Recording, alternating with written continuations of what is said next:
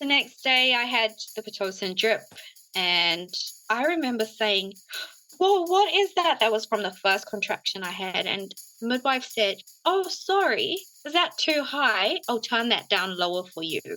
And I was like, wait, you can control this? And she must have kind of lowered the dose, because then it did kind of not be as intense. But I'm pretty sure that they sneakily turned it up. And I went from 0 centimeters to 10 centimeters in 2 hours. What?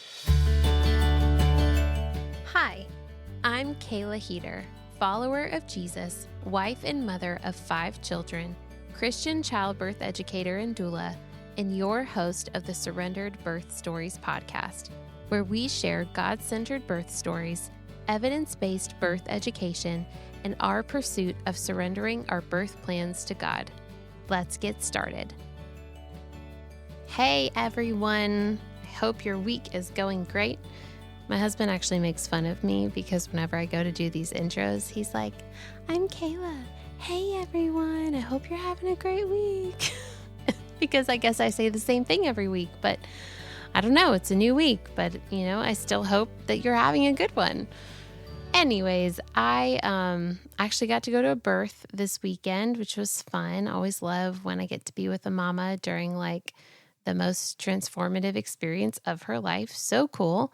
And it was really fun. It was a hospital birth, but she was trying to labor at home as long as possible before going to the hospital, which is always a little tricky to tell when to leave for the hospital. But whenever they start to get a little pushy, I'm like, yeah, we should go.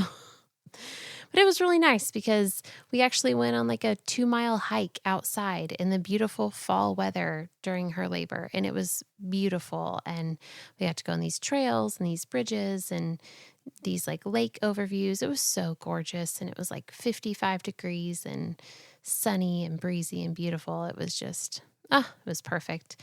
She did a great job. So proud of that mom. We did make it to the hospital. She did have her baby. It was wonderful. And my husband, which is so funny because he was at home, with our 5 kids, we were supposed to do a pumpkin patch thing and get our pumpkins. And we kind of have this traditional annual family fall day that we do every fall, where we go get our pumpkins and we go to this local ice cream shop called Yum Yums and we get their pumpkin ice cream. And then we, at the house, they usually make some kind of pumpkin muffin or pumpkin bread or pumpkin cookie. Or it's just a big fall pumpkin day. And it's so fun. And the kids really look forward to it. And so do I. But then I got called into a birth. So, we're going to do that in a couple days. But my husband is so much braver than I am. He was like, okay, well, I guess I'm going to take the kids to the zoo. And he just took all 5 of our kids to the North Carolina Zoo by himself on a Saturday in the middle of the fall, which to me is peak zoo season, so insanely crowded. But he just did it. He rocked it. 5 kids, baby, toddler, 5-year-old, 7-year-old, and 10-year-old at the zoo by himself. And that is just so my husband. He was so just confident in his I'm a dad and we're going to go and do things. It's I like to go and do things. I love to go and do things with my family. I just like to have my husband with me or other adults that I know who are going to be there. So kudos to my incredible husband for holding down the house all day at the zoo and then coming home and putting all the kids to bed. So love you, babe. You're great. Thanks for allowing me to do what I get to do when I go be with these mamas. All right. Oh, this week's episode. So excited for this week's episode. And actually, if you have forgotten that we started doing little outtake moments at the very end of every episode, after I say my outro, there's usually a little outtake. I will say 90% of the time. My husband says every once in a while, there's just not a moment to have an outtake, but most of the time there is. And I will say, stay tuned for this week's outtake because I get to have a question answered that I've been wondering for literal years. I've been wondering this, and my question finally gets answered in today's outtake. So don't miss that. But speaking of today's episode, let's get into it. Giving birth in one country isn't the same as giving birth in another country, even if both countries speak English. It's always important to know what you're walking into when you walk into a hospital, no matter where you are, as they can differ from place to place. Jessica learned this firsthand with her drastic difference in care from her first birth to her next two.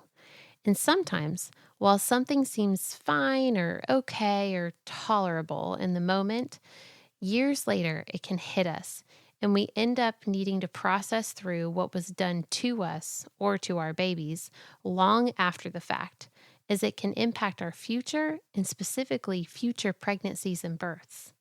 All of this came together to culminate in a Holy Spirit-led free birth, one of which the enemy was trying to steal, kill, and destroy all along the way. But Jessica stood her ground in the authority she has in the name of Jesus to have her baby at home.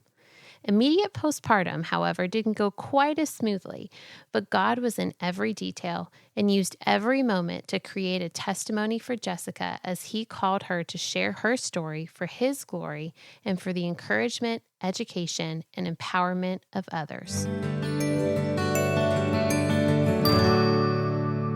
Well, welcome to another episode of Surrendered Birth Stories. I am your host, Kayla Heater, and I am so excited to have Jessica with me today, who I've never met in real life, but so excited to get to know you more today. So why don't you introduce yourself? Tell us a little bit about you, your family, where you're from, what your day-to-day looks like. Let us get to know you.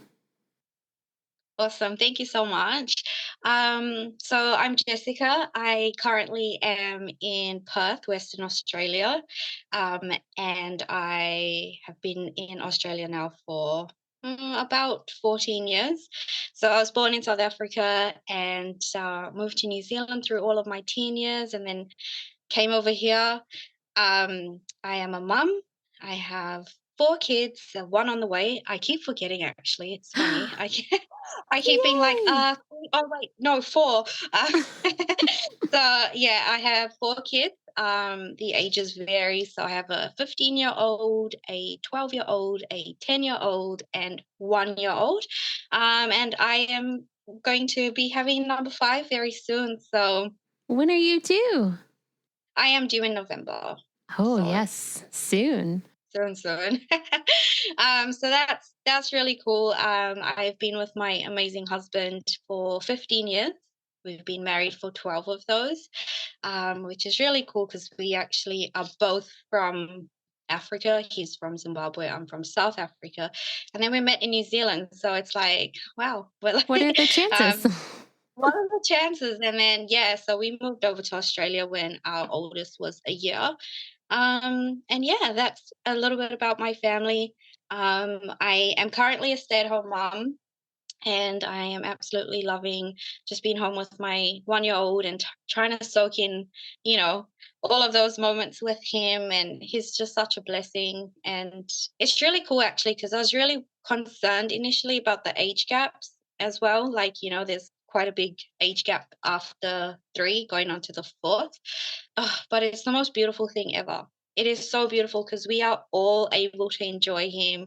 We all laugh at him. We all are able to see all these little moments, as opposed to, like, it's not that crazy house where there's like 4 toddlers or 4 little Yeah. ones. So that's been like a huge blessing. And even just seeing how God had orchestrated that, like, it's just so I literally said to my 15-year-old the other day, I am so grateful how the plan was set out, in this whole process. So yeah. Oh, I love that. Our kids they're all about like 2 or 3 years apart, kind of somewhere in there. But it's really fun to see like my oldest, who's 10, with our youngest, who's about to turn 1. And just like, even though there is that big gap, that how much like love there is between the two of them. Well, let's get into your stories. So take us back 15 years ago, I guess 16 years ago, and tell us about what it was like getting pregnant for that first time. Yeah. So I was a young mom. I'm sure if you did the math. I was pretty young at the time, so 18 when I felt pregnant with my first. And I think at the time, so this was in New Zealand, and I obviously wasn't married. And finding out I was pregnant, there was like zero disappointment. Like it was just a blessing from the beginning. It was exciting. I was like, wow, like I actually, this is like transitioning into a new phase of life. Like, especially a lot of my friends kind of would have thought, oh, you don't get to go out with us and you don't get to do all the fun things. But I was just so happy about that whole experience. So at the time, I was still living at home with my mum. And so the support was there. And yeah, it was just, I remember, to be honest, I actually remember when I found out I was pregnant, I was like, whoa, like I actually get to be a mom.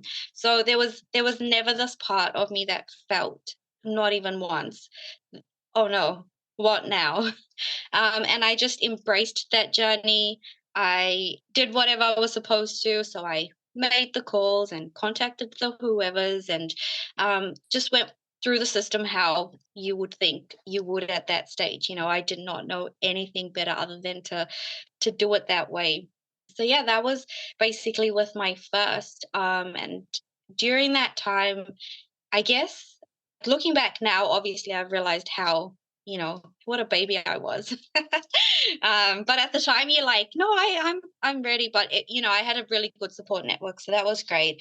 And that was in New Zealand, so I had obviously nothing to compare.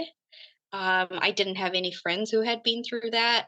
My boyfriend, who is now my husband at the time, we went through the process of obviously getting a midwife and what do we do now? So I had an amazing pregnancy. I had an amazing experience. It was all exciting from the get-go. It was all, yeah, let's do the classes and let's take the pretty photos and let's yeah. So that was basically having those first experiences at that stage and at that age was yeah, everything about it was just a positive experience.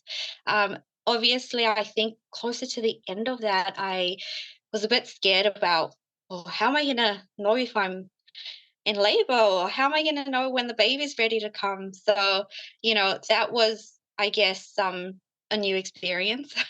So yeah, so going back to it, so that was in New Zealand, and I just, again, followed however the system was set out. And it was a really positive experience in the sense that you get to pick a midwife, and that's who takes care of you through your pregnancy.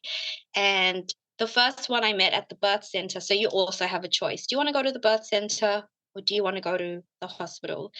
So I was going to go to the birth center, picked a midwife, and I didn't connect with her because I realized you have options. You can kind of interview them Oh, basically, and cool.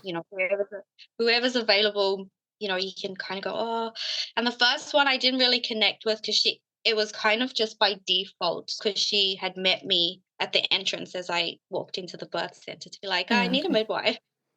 So a friend of the family had recommended someone that they knew. And I went, okay, cool. Like, she seemed like, I guess she was from an island. She was from the island of Fiji.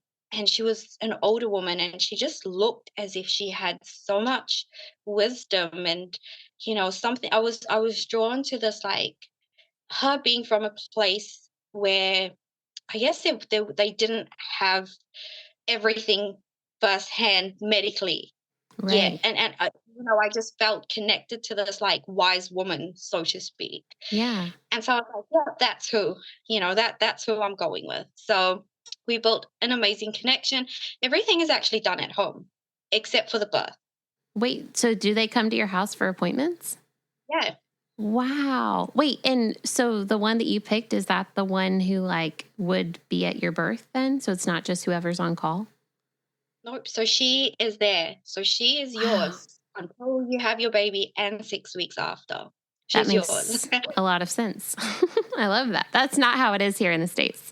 No, and the amazing thing about that was everything was just funded as well. So that was not, like a private midwife that you had to sort of Pay for outlay out of anything pocket. because you weren't. Yeah, like it was just part of the care.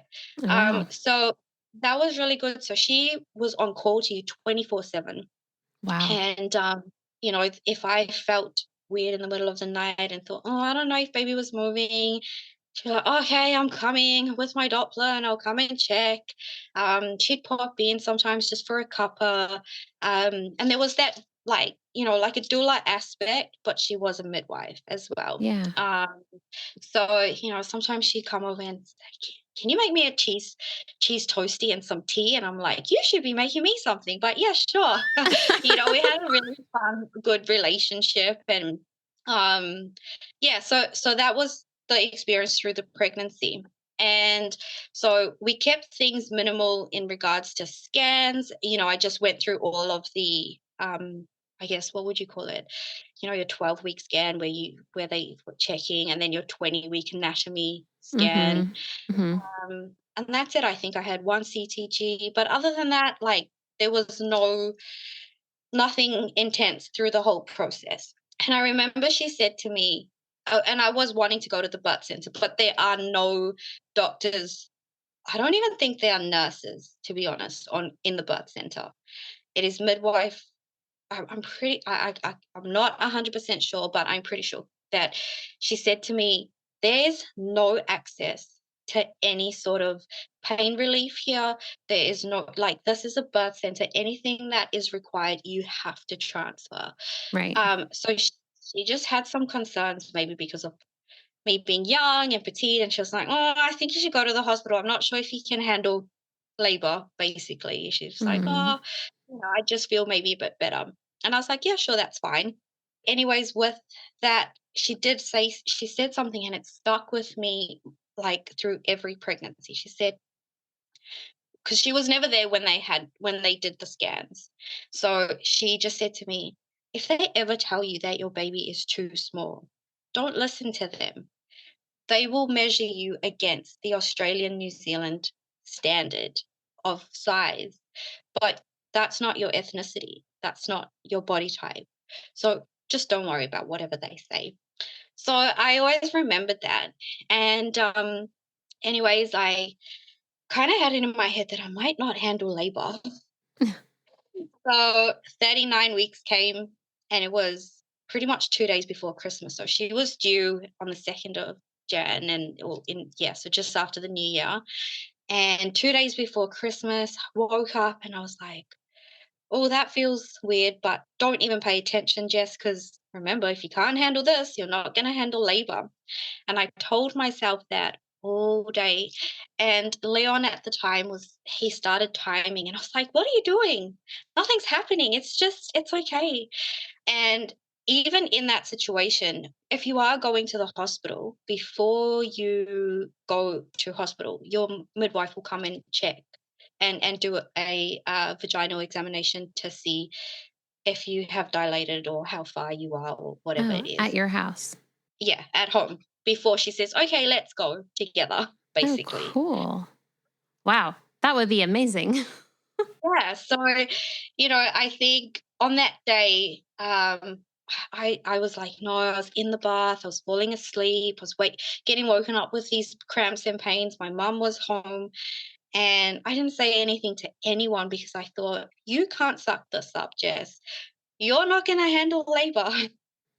Right. So you're not thinking this is labor. You're just thinking like, oh, I'm having some cramping. So I Right, need to get it together in order to prepare for labor. right.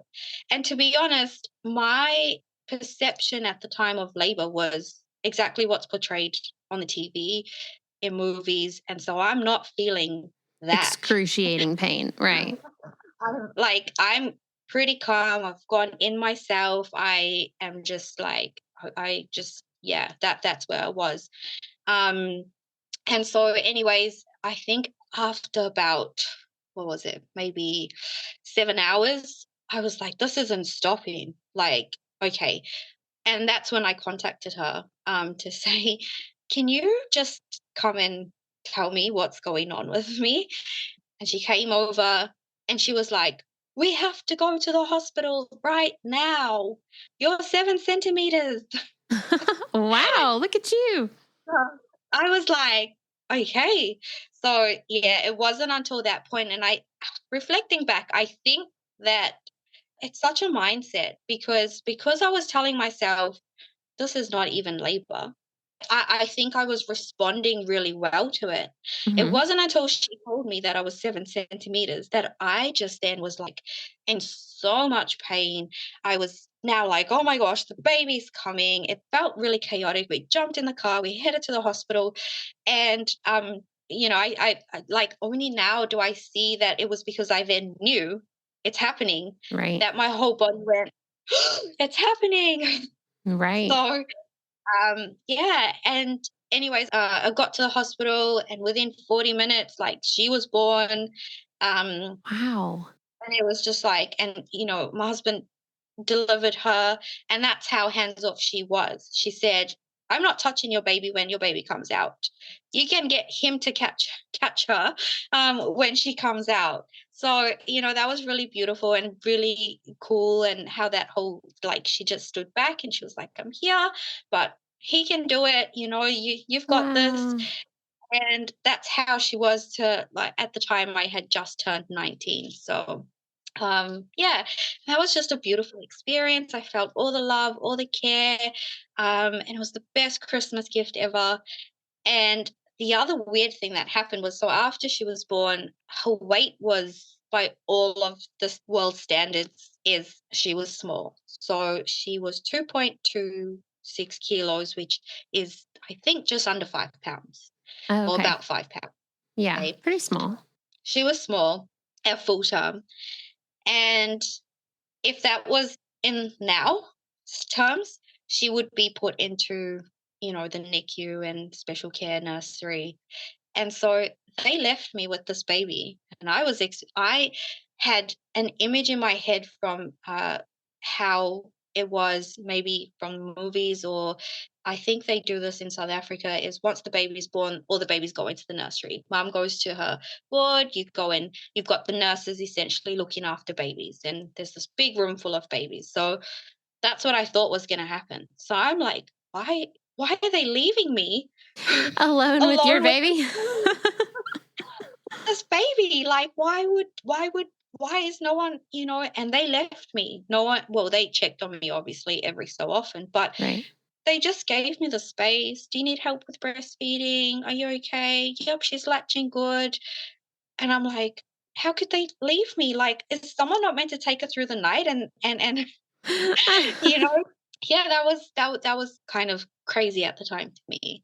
Um, and I was just annoyed that I was like, I'm not having Christmas dinner in here. I do not want hospital food for Christmas dinner. So Well, I how long did did get they to go make you home. stay? She was born the 23rd, so I came home Christmas morning, Oh, 25th. okay. And so she was next to me the whole time, and yeah, so I came home because I was like, I'm not picking what to eat on the tick list. You can pick, do you want turkey or roast beef? And I was like, I'm not. I'm going home. I want real food. So yeah, that was like, and that was all exciting. Got home, and I enjoyed the hype that was there, my parents and my sibling, and just everyone just came. So I loved that. The funny thing is, now during postpartum, I'm like, we need space. Everybody get away. Yeah, like, no one come. No, no. But yeah, at the time that's how it was. And so it was just like, I was just on this hype. And during that process, I was just in such awe that there was this whole person, this beautiful, pure, angelic being that just came and was there. And I was like, I remember just thinking, if you've had a baby, you have to know there is a God. Hmm. Like, you cannot not know that there was nothing inside of you. And over that time, there was just this, oh my gosh, like, it was just, beautiful, and it was, yeah, amazing. So that was my first experience. And so that always stuck with me. And yeah, like, there was nothing negative that I could say, but I didn't know any better, so to speak. Hmm. Um, so yeah, fast forward to, I moved to Australia when she was 1, and So then your now husband, you were so excited to get pregnant and to like go through that whole experience, and it was all super positive for you. How was he? Was he also 18 or 19 or? No, so he's much older than me. Sometimes 6 years, sometimes 7 years, depending which time of the year it is. No, but yeah, he's about 7 years older than me. We were excited because I one of the first conversations I'll always say when we started dating, and in the first few weeks, I've always known that I've wanted lots and lots of kids, and so I don't really know that to be a common aspect for a man to Right. be like, yes, I want lots of babies. And I remember asking him, I was like, how many kids do you want one day? When you get married, how many kids do you want? Because I want a really big family. And he said, oh, like six or so, maybe. And I was like, really? Well, I'm cool with five, six, like, and that was one of the first connections that we had, that we both just seen this like beautiful big family. So I think for him at the time, maybe there was an overwhelm because he didn't have a support system. His family were in Australia. He was by himself in New Zealand. So that might have been different. Maybe when we talk about it now, because we can and we're married, there might have been some apprehension from him because of the age gap. So, Hmm. he's in his 20s. I'm only 18 when I fell pregnant. I guess there was that aspect that maybe concerned him initially. Hmm. Um, but during the pregnancy, he was so supportive. I've never had that many massages ever. Like, he was there. I'd be getting sick and I'm like, go out of here.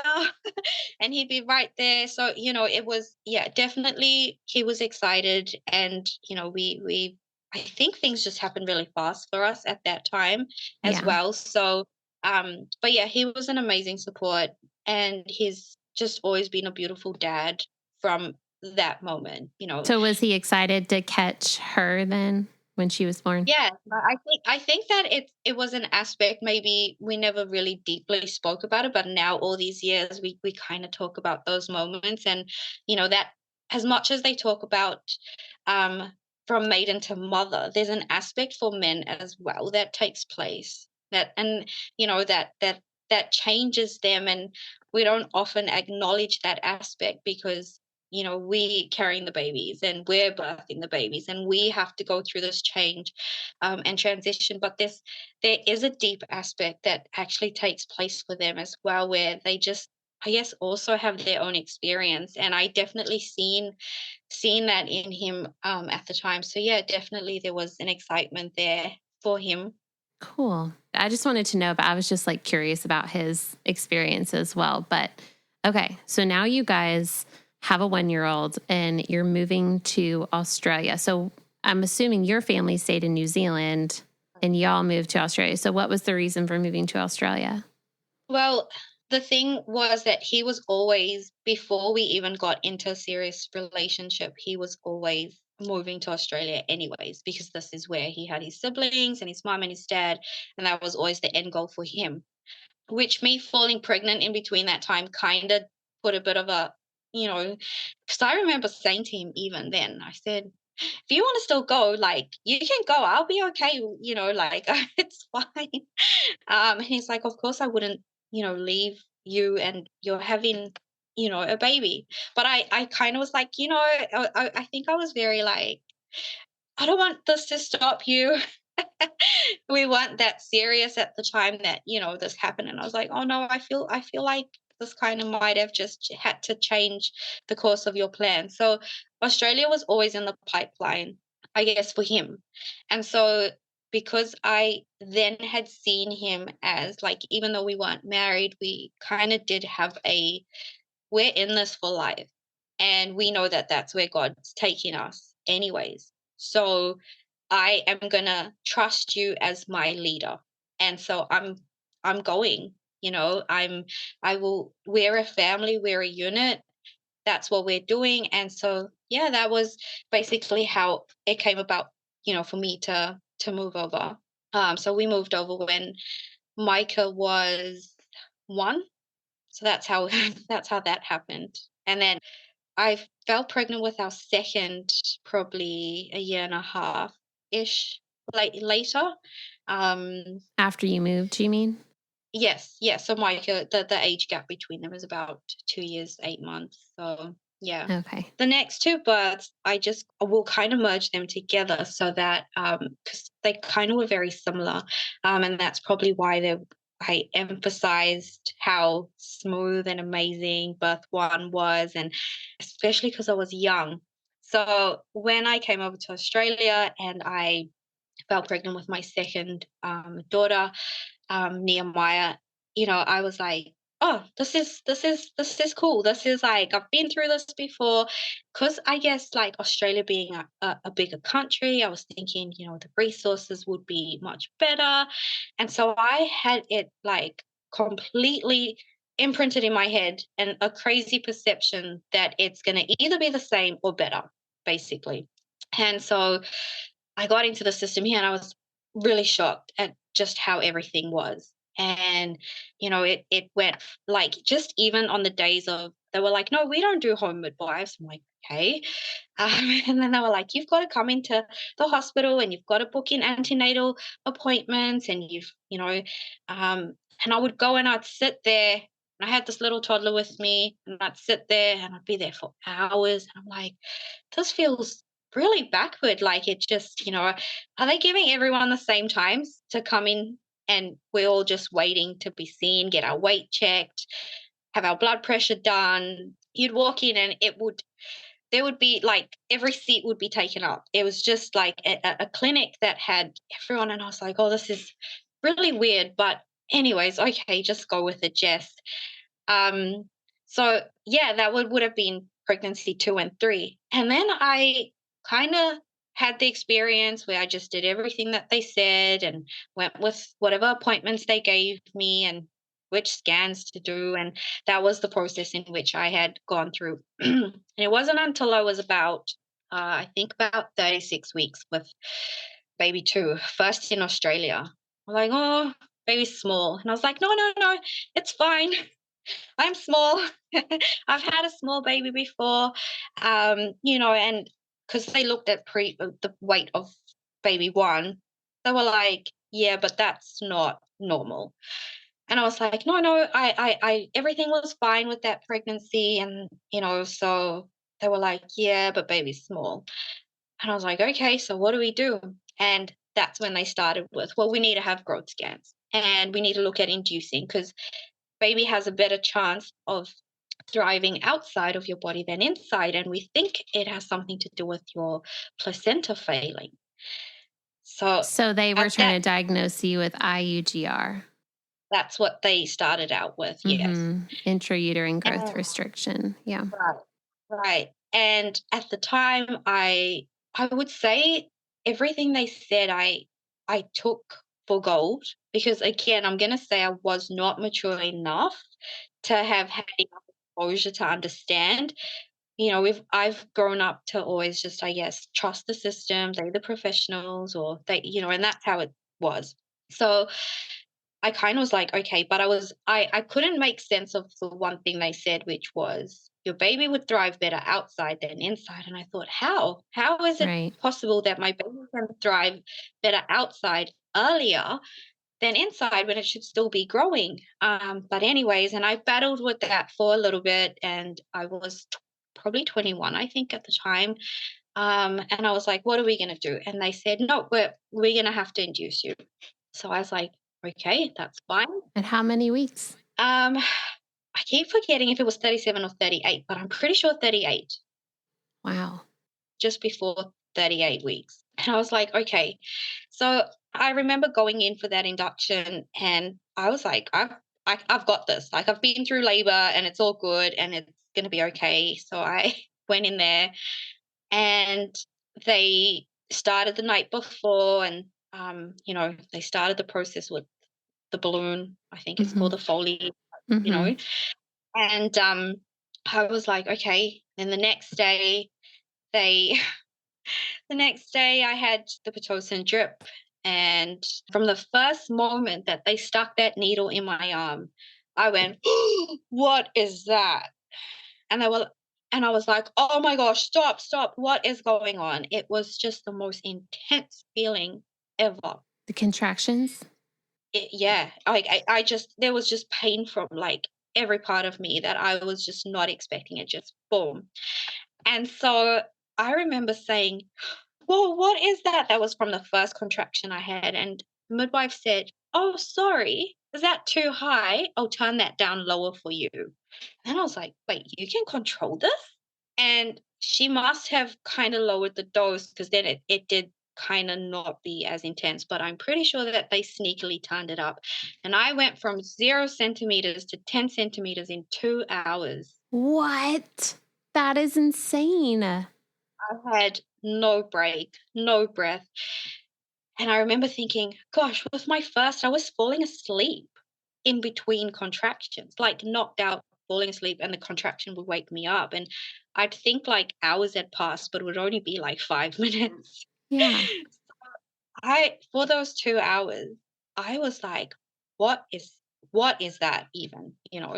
Um, Usually they're supposed to start you on like a low dose, like the lowest dose, and then increase it incrementally if you're not having contractions or whatever. But clearly you were. That is crazy. well, the funny thing is, they were running late and behind schedule because my induction was booked for earlier that morning. But they were running behind schedule. So I was probably about I sat just in the bed for 4 hours waiting for them to start my induction. So I now realized that they were on a time limit and they had ramped that up. So 2 hours from start to finish That's was so what I dangerous, had. though. And yeah, and at the time I just didn't know. What I did say to Leon from my first birth, I said, if I ever ask for an epidural, do not, under any circumstances, let them give it to me. I said, even if I am asking for it, I said, look in my eyes and know that I do not want it. So I remember I think at some point in those 2 hours, I was like, I think I need an epidural. And he just looked at me and he said, you said no. And I was like, I know. Um, but everything happened really fast. But the craziest thing was they did a shift swap of midwives in the middle of that. So I even thought that that was really strange because I thought a midwife stays, like, especially one that gets assigned on in that moment or on that day, that, they'll stay with you till the baby's Till you born. have your baby, right? But they changed and someone else came in the room and, hey, I'm your midwife now. And after the 2 hours, well, I got to a point and they obviously would have broken my waters and done the whole. I didn't know what was going on. It just felt like real chaos in there. And I remember saying, I need to push. And they said, no, you don't. And I said, I need to push. And they said, no, you don't need to push. And my mum was in the room at the time. And she literally said to my mum, nah, it's too early. I don't think she needs to push. I'm waiting for her to say she needs to poo. Then I'll know she's ready to push. And I heard her say that. And that's when I yelled out, I need to poo. And they went, oh, okay then. Oh And I my was like, gosh. Like you haven't been through birth before. right. Or that I'm not like, my body's not like Telling you doing what to do. something. Right. Right. And within that, like, she was born like not long like after that. And then I was really surprised because when comparing my first in New Zealand, they were really big on skin to skin and having that time. I remember Leon like pulling my top up quickly because they just didn't even bother letting her be skin to skin with me. And he's like pulling up my top quickly, trying to be like, get the baby on her chest. I know that's what she wants. And, he was kind of trying to be like, what's going on? This is really different to our first experience. And then it was real quick. They were like, right, we need to take her now. We need to weigh her, check her obs. And I was like, they took her. And then they said, why don't you go and have a shower or, get yourself ready. So I went and had a shower, and then Leon came to help me in the shower. And he said, oh, they've taken baby down to the nursery. But they made me sign a form to give her formula because she was really hungry. I hadn't had her suck on me yet. They hadn't even given you a chance? No. And there was honestly like nothing that she needed medically at the time. And I said, "Where is she?" And they said, "Oh, they've taken her down to the nursery. But when she was there, she was sucking on her fingers, and they really wanted to." They said she was hungry, and I didn't know what to do, Jess. So I said, "Sure, whatever, okay." And he signed for them to give her formula, and I was like, Oh, "What? Okay, okay."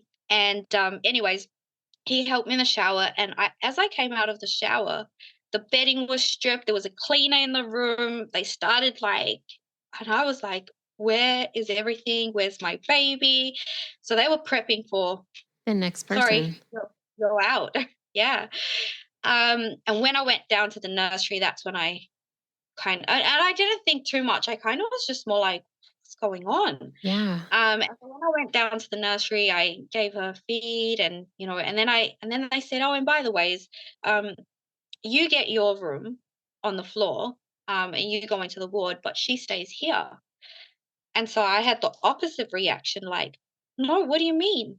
And they said, "Oh, because she's only 2.3 kilos, which is about 5 pounds. She doesn't meet the weight criteria, so she has to stay in here. And you can't have her in your room, and you will have to come in here and see her." But she was breathing fine? She had she had zero assistance for anything. She Ah. she, she was my biggest baby. Oh. So you're So, like, clearly she know. should be with you. Like, oh my goodness. Okay. Wow. It's funny because this sounds a lot more like America than the last birth. Right, right. And I went into my room, and I got up, and I had to be like, "Okay, God, like I am there are things, let me find the things to be grateful for. Like my baby's here, it doesn't matter how she got here."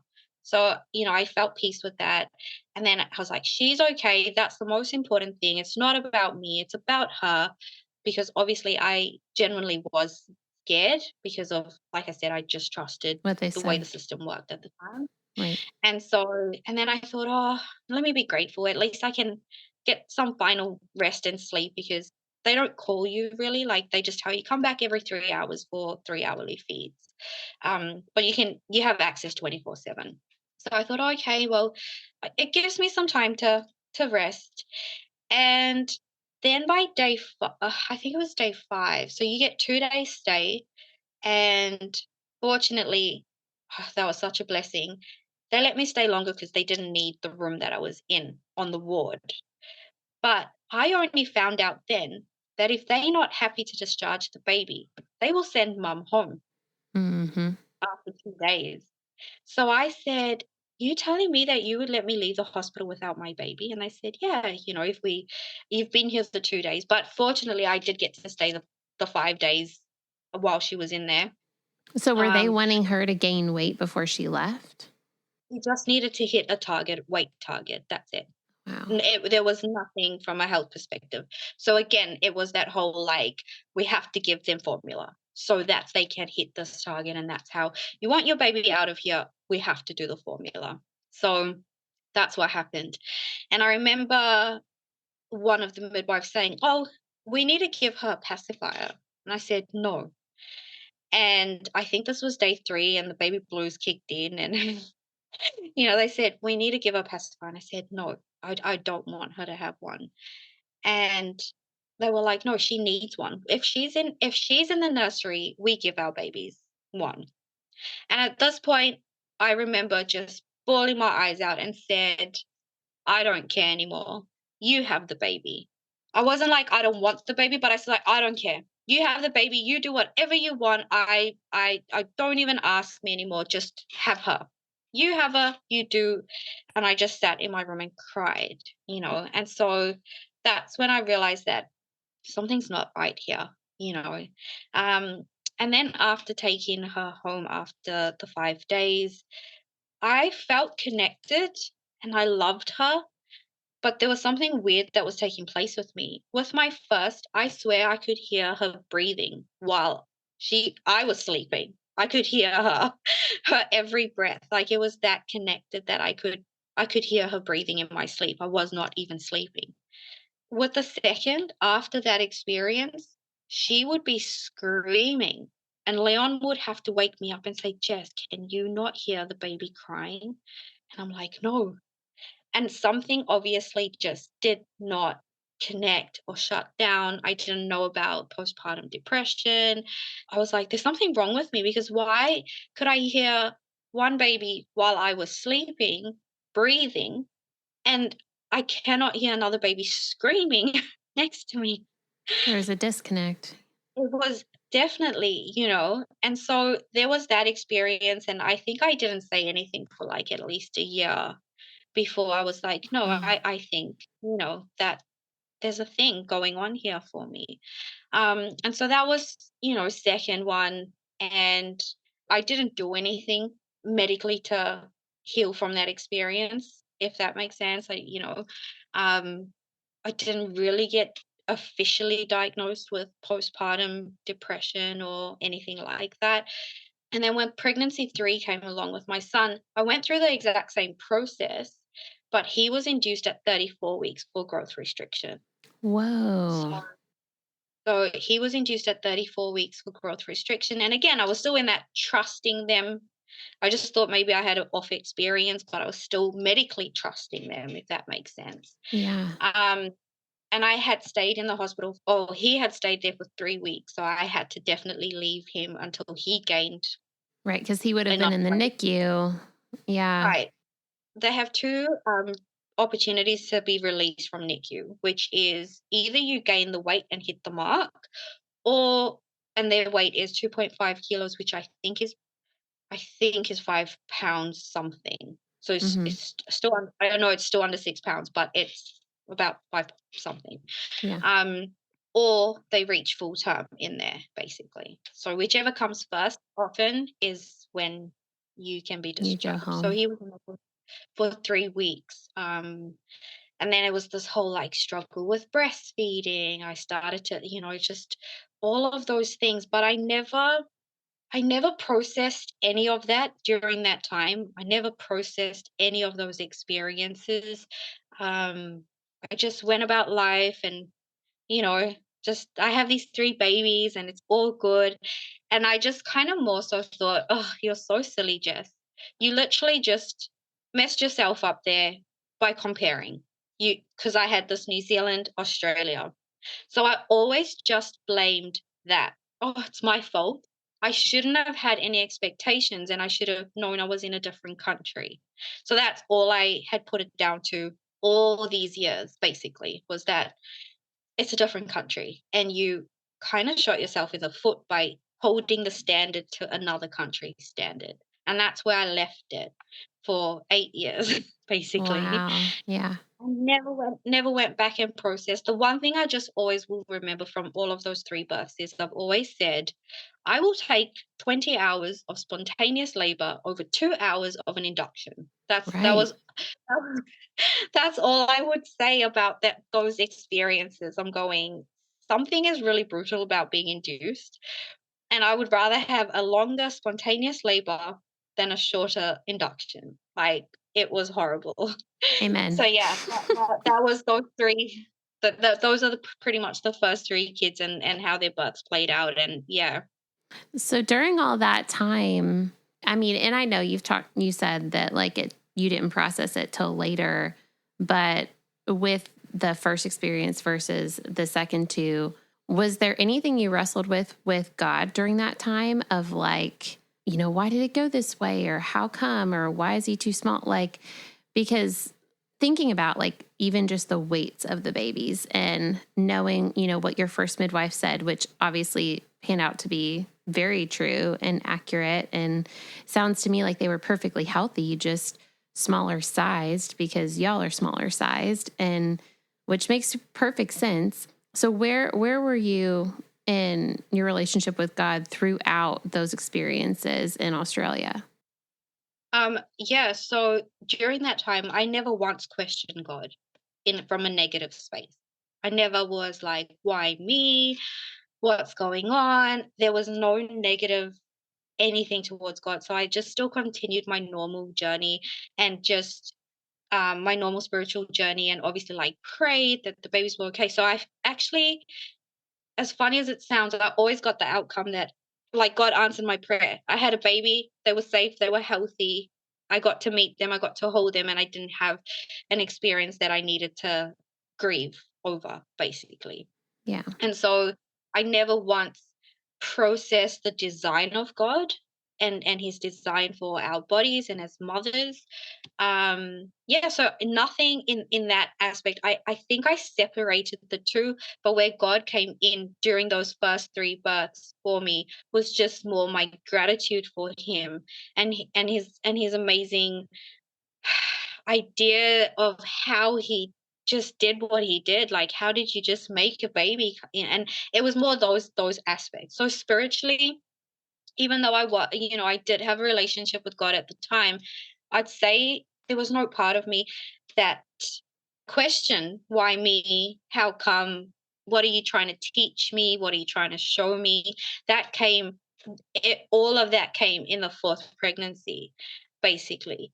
So during that period, I have always said the one thing that I have been grateful for with having a relationship with God and just knowing Jesus and the power that he holds is that I had access to calling on him. So I still had an ability that other mums who don't know Christ isn't able to do. And that's me just saying, please, God, protect this baby. Please protect my life. Please be with me. And have that, where I was able to at least have prayer time and say that as an example. But it wasn't until my fourth pregnancy. So, I felt pregnant in 2022. This is a whole 8.5 years later that God really revealed, like that whole pregnancy was a huge spiritual um journey for me.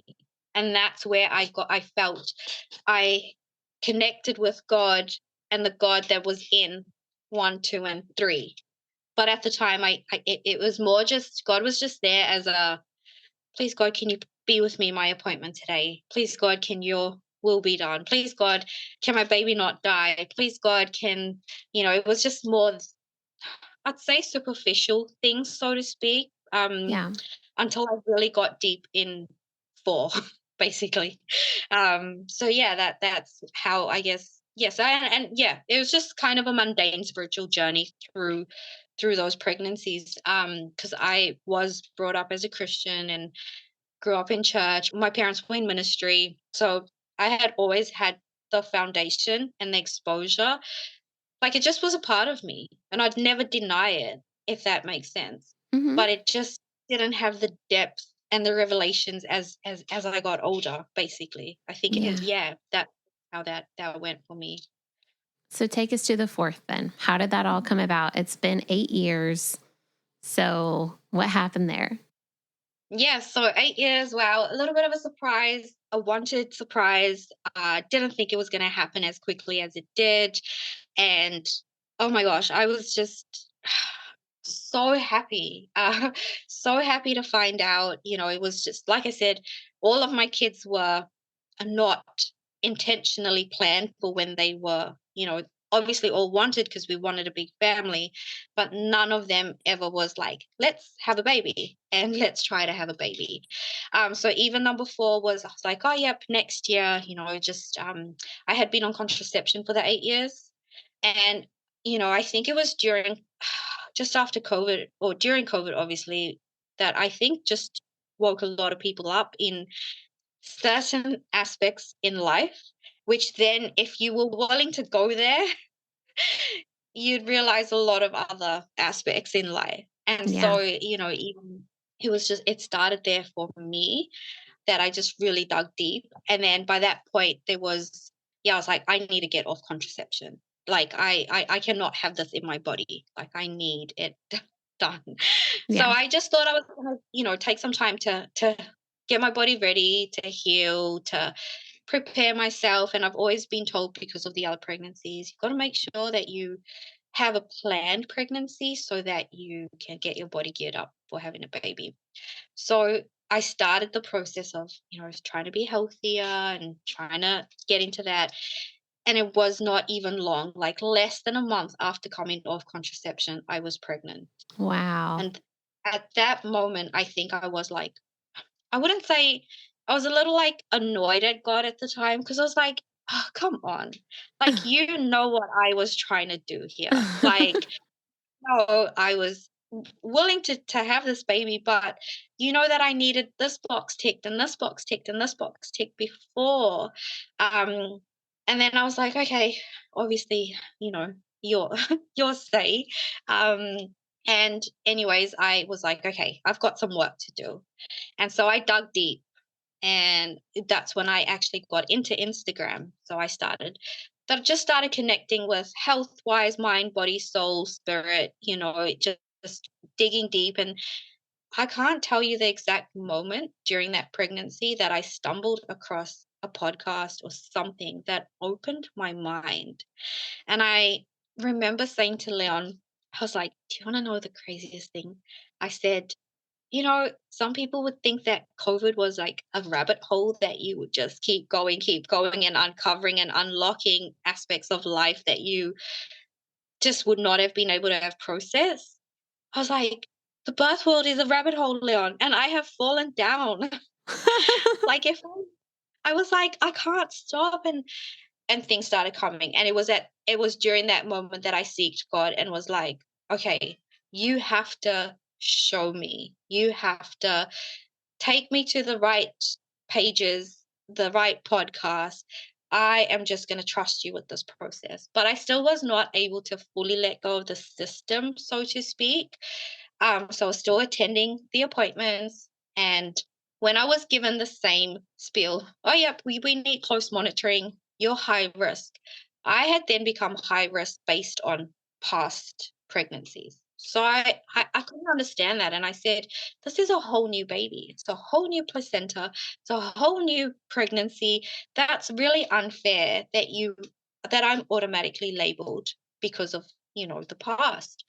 And that's when I was like, no, I am going to take control of this. And I dug really, really deep. And I was still going to every appointment.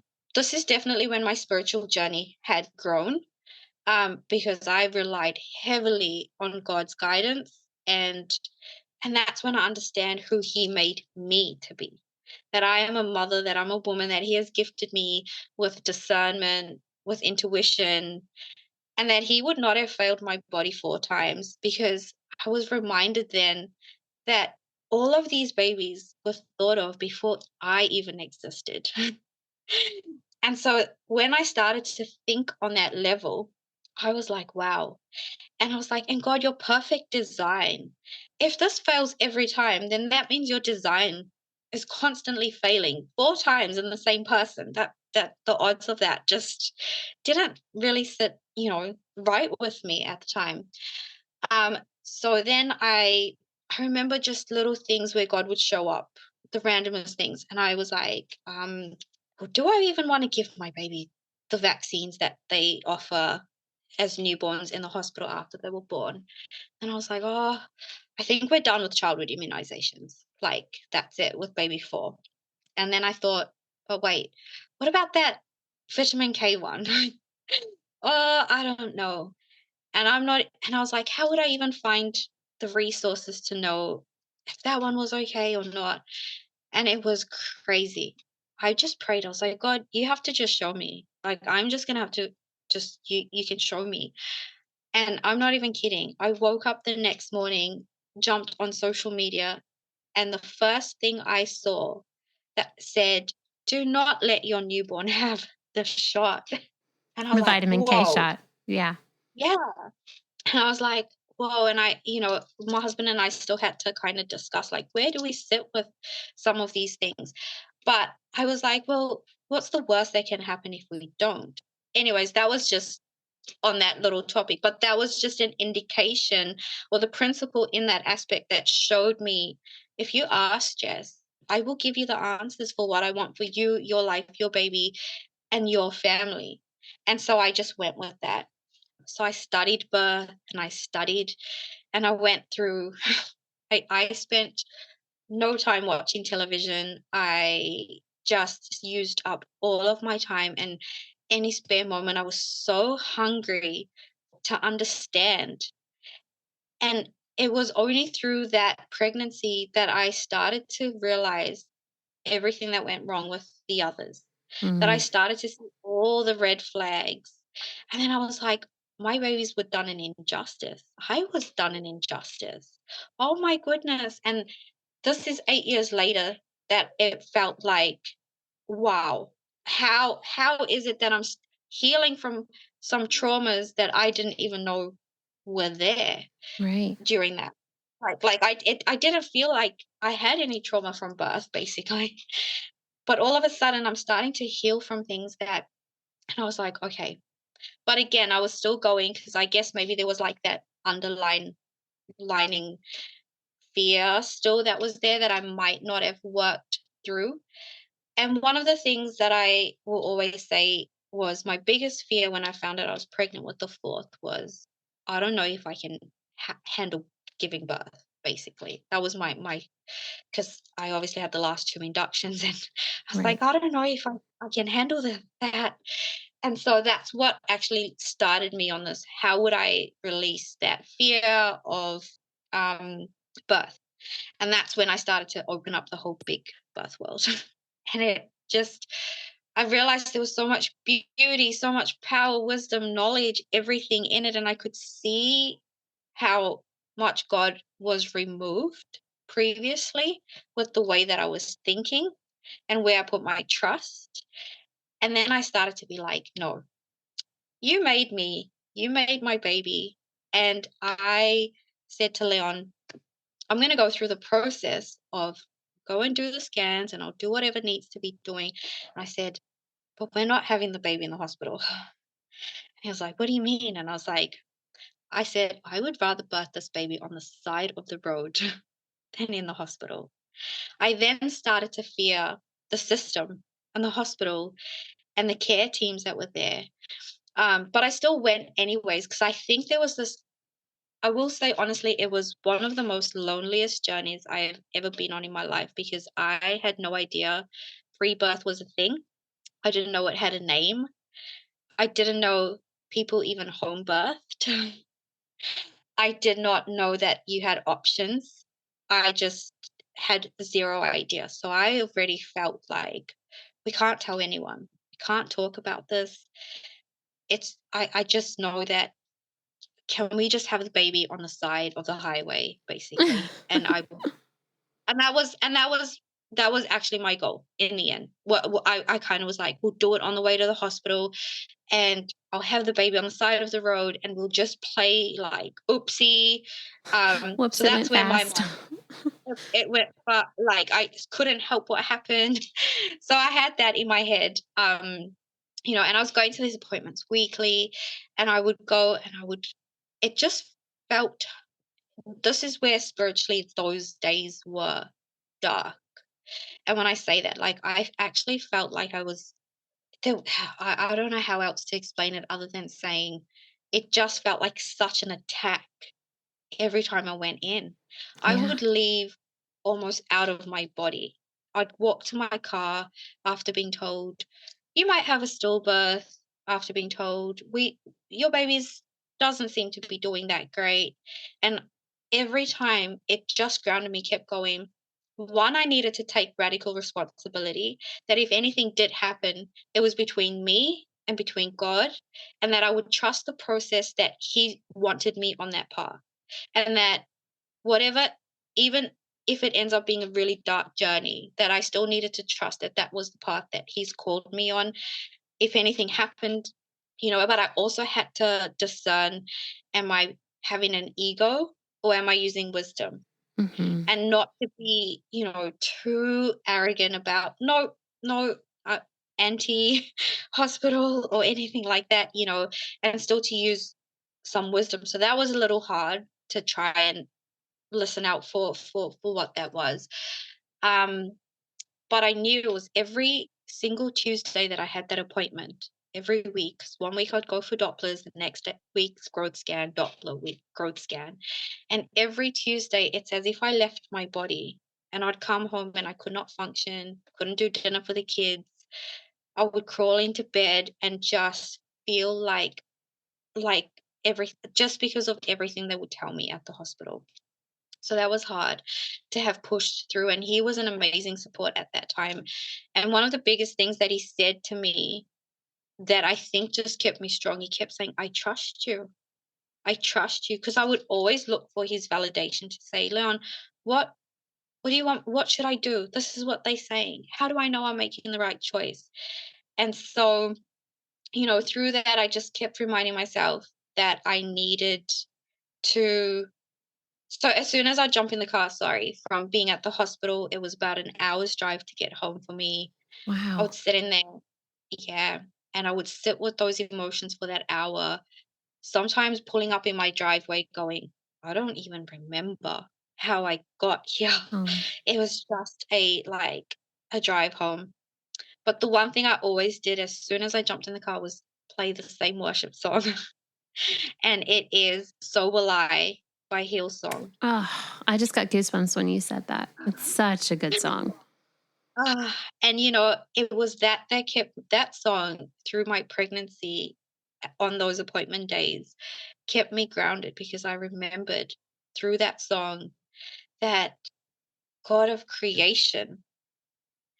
And I was like, if the plants and the stones and the ocean trusts you, I mean, how much more special and important am I to you? So will I, whatever this means. And so we had to have the honest conversation, my husband and I, when we had ultimately decided to free birth this baby, we had to have the honest conversation that there's a chance that something could go wrong. Are we prepared to accept that responsibility? That's like one. And I think if you were to speak to anyone who has free birth their babies, that is a huge part of that journey that you have to reckon with. That is a huge part of that you've got to go there. And people think that it's such an irresponsible choice and an irresponsible decision, and how could you do something that could, and I'm like, it's probably one of the most responsible, because you're taking responsibility. You're not just saying like what I did with the other three births. Okay, if that's what you say, sure. I guess in the end of the day, when you opt or choose to free birth, you have to go there. You have to understand your body, how it was made in the way God created the process, and how everything was so thought of. And I remembered that's why I fell asleep between contractions, because he created it that way.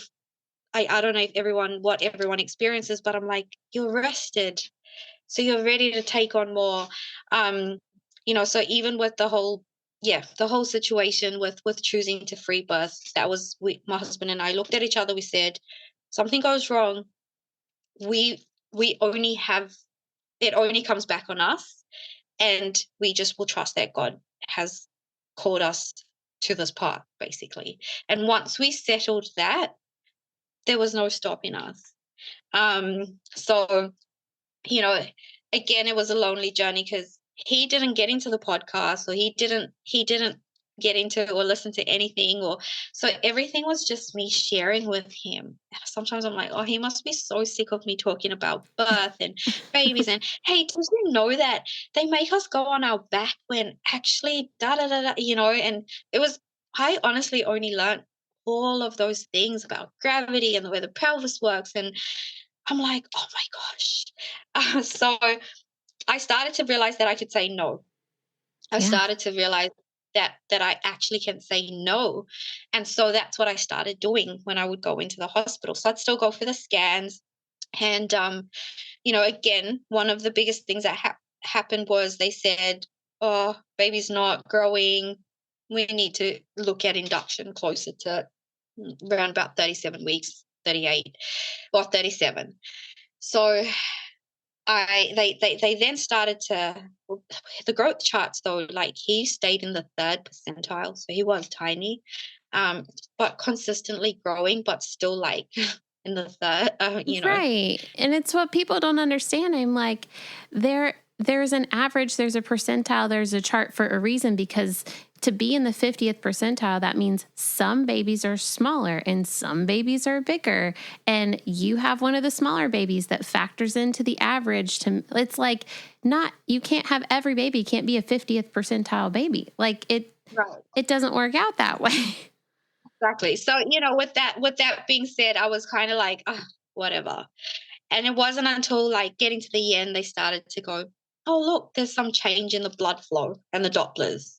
So that's when I got a little scared. And that's when I'd be really like drained from, they were like, oh, I said, what does this mean? And because I had, I guess, researched a lot of things, both medically and statistics. So, when they say stillborn and they say doubles your chance, I'm like, you mean by 0.1% double, Yeah. or whatever. To So there were these, 0.2. Yeah. so there were these things that I was a bit aware of through that process. So when they started to then kind of say, look, like either the blood flow is changing and these are the numbers and this is what's happening. I'm like, give me some time. Let me go home and have a think about what my next step was. So how many weeks were you when you and your husband made that decision? Like, yes, we are going to free birth. I'll keep going to my appointments, but we're going to free birth no matter what. Like, how many weeks were you when you made that decision? I would say probably about 23 weeks, maybe 24 okay. So weeks. earlier on. Okay. Early on. But I still definitely, we 100%, I know it sounds little, but we were like, we need to keep them in our back pocket because I didn't feel confident because, as I mentioned, didn't even know there was a thing called free birth. So I just knew that I wanted to have a oopsie somewhere that was not there. Yeah. So I still was tossing about whether it was responsible or not during that time. Yeah. And yeah, so when we got sort of closer to the end and they started saying things about the babies, blood flow. The funny thing was every time I went, there were 3 rooms that you could get a scan in the hospital. Every time I went into one particular one, there I would always get a bad result. Like there was, and I remember asking and I started, I wouldn't say playing them, but I think at a certain point they knew, I think this girl knows a little bit more than we can say to her. And I started asking certain questions. And I remember saying, just by the ways, can these results ever change? They said, no, it can only get worse. So right now it's as best as it can be in regards to the blood flow. Something's going on with the placenta and it's going to start affecting the baby's brain soon. So obviously that was like, oh, okay. And I remember them saying, no, these numbers don't change. They just could get worse. I still went home and I would get in the car and I would just be praying. And I'm like, God, sometimes I couldn't even pray because I was just not even there. But I did know that I had access to at least filling my spirit by listening to worship. And that's kind of how I got through some of those. And then when I felt better the next day, that's when I would really go to God. But then when I'd go back the next week and I'd go in a different room, I just pretended like nothing would happen. And I remember one time I went in and the numbers were different. And I'm like, yeah, cool. Okay, everything's fine. We'll see you next week for another checkup. And I was like, and when I went back the next week, I went back into the first room I had initially gone in. And they're like, yeah, okay, so, we've got this problem. And I was like, wait a minute. I have to ask you guys something. They said, what is the big deal? Why would you not get induced? Why are you so scared? And I said, well, because I don't actually feel confident with the information. And I don't actually believe it's accurate. Because I said, I was here like 2 weeks ago and you said this can't change. Last week I came back and it had changed. This week you're telling me like week one's results, and so in itself, I was like, okay, no, we're not doing this, Right. It's inconsistent. So yeah, and especially when you tell me that there's no way that these results can alter, which then gave me like so much faith in like, yeah, because God can do anything anyways. And Right. I felt that what I had to realize through this process, I was like, okay, God, what is it that you're trying to do here? Because I know you don't want me to feel these sucky emotions week in and week out, and I'm disconnected from my other kids and my family and home. So, what is your purpose here? Why are you doing this? And it genuinely, I believe, was to like, I feel it's so beautiful. It genuinely was to move me into this path of some form of birth work. He's like, Jess, I've given you like this is the path I believe and I have called you to. Whether it is as a support, whether it is to share, whether it is to write, whether it is to educate, whatever it is. And I know it hasn't been refined, if that makes sense. Like I've not done anything along those lines to even grasp what it is, but I do know that I would be doing an injustice by keeping it to myself. Right. That and that's what I felt the conviction of. And he said to me, and you cannot speak if you don't have the experience. You cannot share if you haven't had to go through some of the emotions and some of those pain points that I needed you to go through and to push through. This is where I am building your strength. I know it's yuck and it doesn't feel good coming home and wanting to jump into bed, but it's your resilience through that I need. Like, this is what women are not able to move past. So I am calling you on this path and I am going to show you what I do in the end. And so that is what kept me grounded week in and week in to go, okay, I have to keep going. So as hard as it is. And I knew that I still was like, I couldn't imagine the home birth and, this pretty setting or anything. Like, it wasn't like I had that planned free birth, like, um, and so the last day, 38 weeks. And I then realized, wait, I can connect with my baby as well. Like it's deep. And I kept saying, I trust you. I had my scriptures up on my wall. I'd see it every single night. I had my affirmations and I started to learn just how to retrain my mind in that. Um, and so 38 weeks, it was funny. I said to Leon, I know I'm booked in to go back at 39, but 38 I'm done because this is just taking a toll on my last few weeks of relaxing. I Right. went in at I went in at 38. She did a scan and they said, you needed to have been induced like last week. You you need to have this baby. Like, can I go up and take you to book in so you can be induced? And I was like, no, I have kids at home. I've got a husband. I need to talk. I cannot. And that's when she blatantly said to me, well, I delivered a stillbirth on the weekend and I would hate for that to be you. And I was like, and I just said, and I already knew dead baby card. And I was like, you know what? That's okay. That's not my story.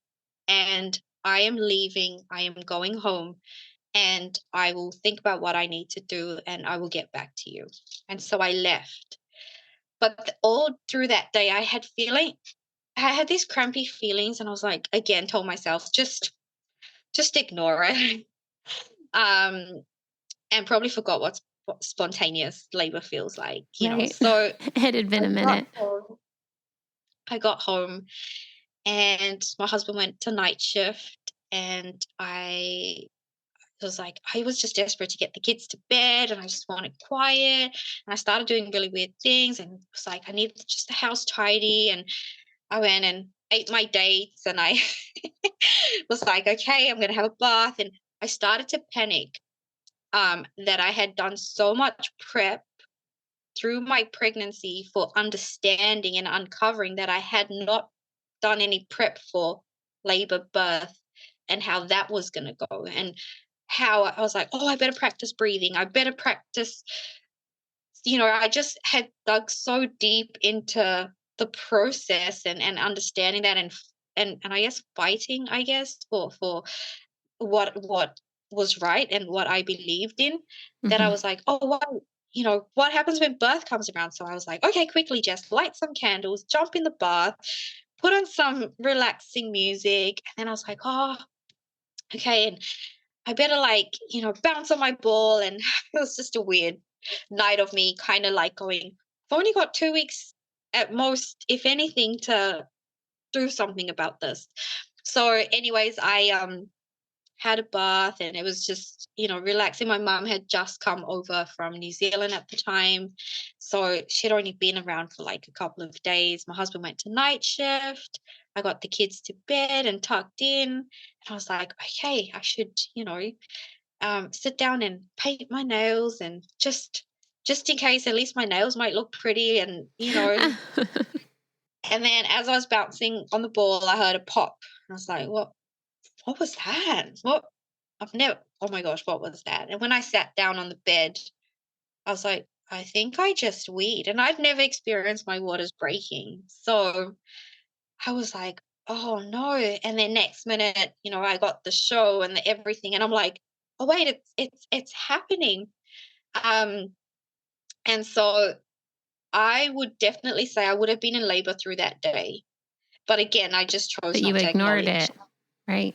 Yeah, and I did think, because I had a CCG as well at the hospital that very day, and a scan. I thought, well, if I was, they would have picked up some sort of contractions. Because when I said no to getting induced, she's like, well, can we at least do a stretch and sweep? And I knew I could say, no one's touching me down there. Mhm.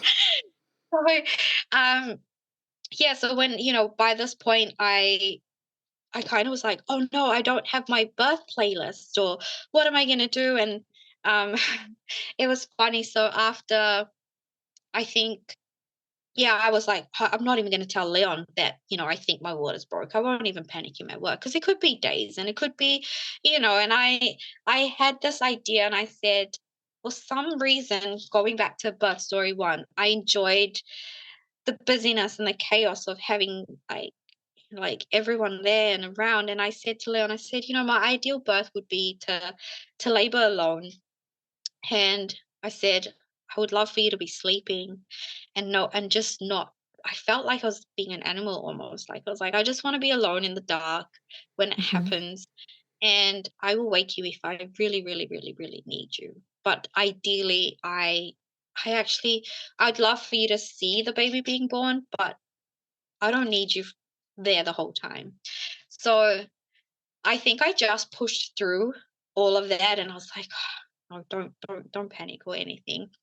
And once my waters broke, I probably like within 10 minutes, I was just it was insane. The contractions were just insane. And I was thinking that that was the start of labor. And I No, was like, you were probably close to oh, the end. I was like, uh-oh.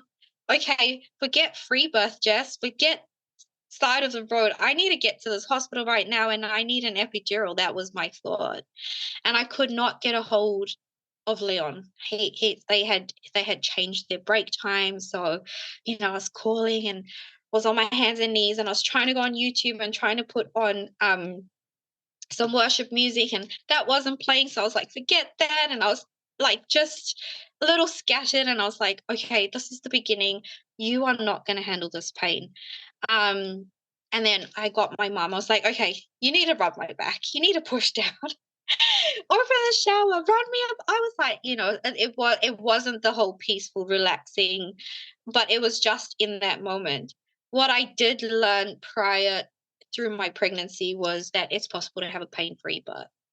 And I started following some of those accounts about how you can achieve that.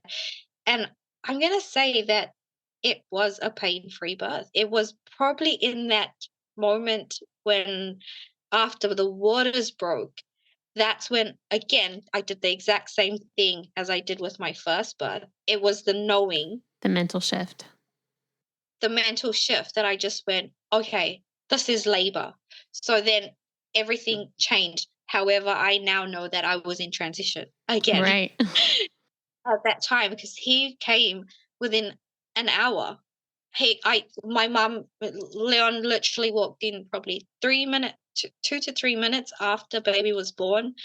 And I remember my mom saying, "Come and lie here." And I was like, "No, I've got this." And then I just birthed him in the bathroom. And it was just one of the best experiences and most empowering moments of my entire life. And when he came out, there was no panic. There was I didn't like freak out to check if he was breathing, if everything was okay. I just held him, and the first thing I said was, "Thank you, Jesus."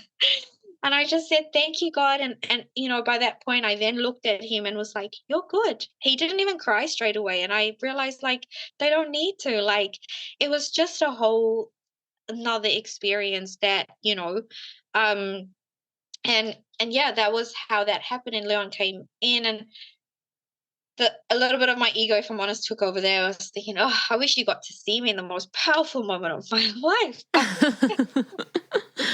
But I realized that that was just God's way of an intimate moment, and that I know and He knows what He was able to do in that space and in that place. And yeah, it was just that's when I was like, I couldn't go back again to to to giving my power away. And so when I fell pregnant with this baby, I kind of took it a bit of a step further, and it's been a bit of a wild pregnancy. So compared to scans, I had one scan, and I just needed to know for sure there weren't two in there. Right. And that was my only reason for that. And so again, I felt I needed to I said to Leon, I was like, "Okay, so we're free birthing again. Now, I felt like I didn't need the education. I didn't need to listen to the same podcast again." And I was like, "God, what's the point of this one? What is it?" And it was like clear as day to me that the Holy Spirit just said, is to get deeper with me.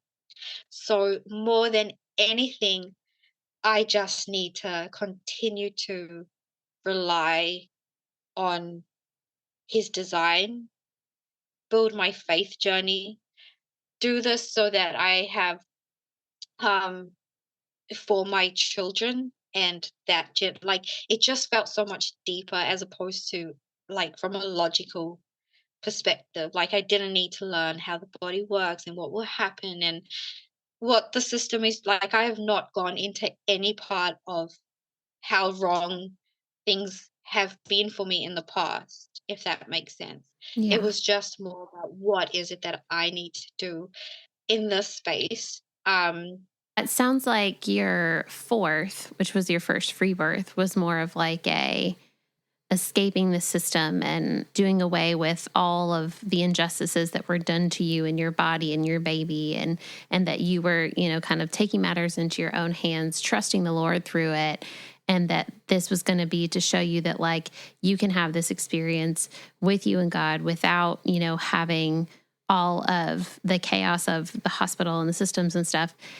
And that, He showed you, like, you can do it, and this was amazing. And now this one sounds more like it's for Him and for you, and like for the two of you together to bond and just continue relationship. And it's not like this big escape that you're trying to get out of, or that you're bucking the system. It's more like we're in this together, and this is purely to intensify our experience and our relationship with each other and become more intimate, between you and the Lord, which is all, we can ask for here on this earth is intimacy with Him, and to be able to be in His presence, and to just hear Him, speak with Him, listen to Him, be with Him. Like, God, I'm so excited for you because it's soon. It's like in a couple months or less. Yeah, 6 weeks, I guess, roughly. Like, it's so hard because people are like, "When are you due?" And I'm like, "Yeah, November." Right. But, No, giving them a month, not a day. That's good. right. And so, it's even little things like, so I grew up and we spoke about this initially, like with the whole Halloween and everything. And I've always just, because of how I was brought up, it was like October seemed like this really like eerie, dark, spiritual month, just how I was brought up type of a thing. Uh-huh. So I think I'm quite a sentimental person to dates and timelines and everything like that. I just always had this like, oh, I just can't wait for October to be done and dusted. And like, because I know my due date's so close to Halloween as well. I was like, God, you're gonna be funny, aren't you? Like, yeah. But even then, like whatever happens, like I like I'm due early November, and going according to like my spontaneous timelines, I don't go full term 40 weeks, Right. 38, 39. So, I was like, God, you're gonna be funny, I know. But either way, it was still that reckoning of, I trust you. Like, Mm-hmm. I trust your timeline because I love how you are able to rewrite stories, even if it means you're trying to rewire my spiritual thoughts around that month, because the enemy doesn't own October. You do, God. So why am I so like caught up on this like idea that that's the month that people are doing spiritual rituals and things that, like, it's just like it feels just a little dark to me. But again, because I was not brought up in a culture where I was being exposed to it just being a fun day of the year, so to speak. So I grew up with, no, we don't acknowledge this day. So I always used to just shut my eyes and just wait for that day to be done and dusted when it would come down to Halloween. And just not allow my kids to partake in any of it. Like I just, if I'm honest, I don't even hand out candy at the door Yeah. to other kids. It's like and everyone has their own convictions around it or how they Yeah. choose to, but yeah, so I was kind of like, okay, God, I think that, it was only the other day that I came to the understanding that I was like, yeah, how could I have actually given the enemy so much power to own a whole month spiritually when you have created every day? And in every day you are. I think based on that little drop, I was like, oh, I don't know. Maybe baby will come in October Well, just maybe because he'll come in God. October and rewrite your whole experience and vision around that month. And now it's your baby's birthday month and something fun to celebrate, and a spring baby because it's spring for y'all there. Like that's awesome. Definitely. So yeah, that was a thought that I had already processed. I was like, yeah. So I know I say November, but there's part of me that's like, ugh. It'll So probably be October. Yeah. we'll see. But yeah. I have a few questions. So, because this is awesome. I'm just loving listening to every part of your story. I thought whenever you said your mom came over from New Zealand to be with y'all, did she know you were planning a free birth? Yes. Okay. But at the same time, not as a planned free birth. Like she knew how I felt. She fully supported and had my back. And she gets everything. Um, we're on the same page, so to speak. But Mm-hmm. if you remember me saying that, birth has its own rabbit hole and own Right. version of tinfoil hats. There was obviously never an opportunity for her to access that. Yeah. Do you know? So, Yeah. so her understanding everything I shared, she'd go, I could believe that, and I trust what you're saying. Yeah. But it's different because that's not where her journey is at. Something interesting has come up recently. Funny enough, is my mum is pretty petite as well, and I was born in South Africa. And I asked her the other day, "Do you know how much I weighed?" And my mum had a C-section, and my mum's birth story for both my brother and myself all these years has been like, I had to have a C-section because my pelvis was too small. And so my mum had me at full term 40 weeks. And I saw my birth card the other day, and so they said that the baby was too big to fit in her pelvis. So they had to cut me out. And I was 2.3 kilos, which is 5 pounds. Wow. And they knew that was my size, by the way. They just looked at my mum's Body. physique, and how they judged that was against her shoe size. So they looked at her foot and they said, well, that's as much as your pelvis can open, so we don't think that it's wise to have a baby naturally, and we have to have a C-section. So that is how that was done, and she trusted Right. She trusted them. and it was someone that, yeah, she fully trusted them. And then my mum literally mentioned to me the other day, she goes, and I remember after you were born, the neighbor had a baby, and you guys were born like a couple of weeks apart, and this mum had like a smaller foot than my mum and a bigger baby than I was. And she said, how did you have your baby without a C-section? Because, and my mum was like, I was so confused for years as to how this mum got to do that. But my mum believed that narrative. And it was only the other day I said, I'm so sorry that happened to you. But you know that was not true, you know. Yeah. And I'm 33. So 33 years ago, for 33 years, my mum kind of had that whole, just similar to how I, for all those years, was like, yeah, my body doesn't make good placentas, so my babe, like, and I would just say that really casually. Yeah. So yeah, it's crazy to think. I was like, so in one country I was too big at 5 pounds so I had to be cut out, Right. and in this country they're like, your baby's too small, something's wrong. So And we I'm need to get like, them out. Yeah. Oh my goodness. yeah, Wow. no, that's crazy. I'm meaning to ask you about your postpartum with the fourth one. How did that go? Having not have to stay at the hospital, not having the whole nursery experience, not having the, back and forth and all that kind of stuff, and just being able to be at home with your baby. How did that play into your postpartum? Okay. So when I had him and I gave birth, I remember when I said that I had spent so much time trying to fight the system and trying to understand that I didn't really think about, like, I just needed the baby to get here safely, and I never processed any aspect after that. Postpartum with the fourth. It's a bit of a weird, crazy story, but I would say it was the hardest postpartum I had. Wow. Why? I had kind of then ran into some health issues after For yourself? for myself personally. And so that's what, again, I think only now maybe is connected to this fifth baby where, so just quickly. So as I mentioned, I didn't think about after the baby was born. Right. I was like, I've got to get this baby out on the side of the freeway. That was the plan. That's it. On the way to the hospital, because the hospital is about 45 to an hour away.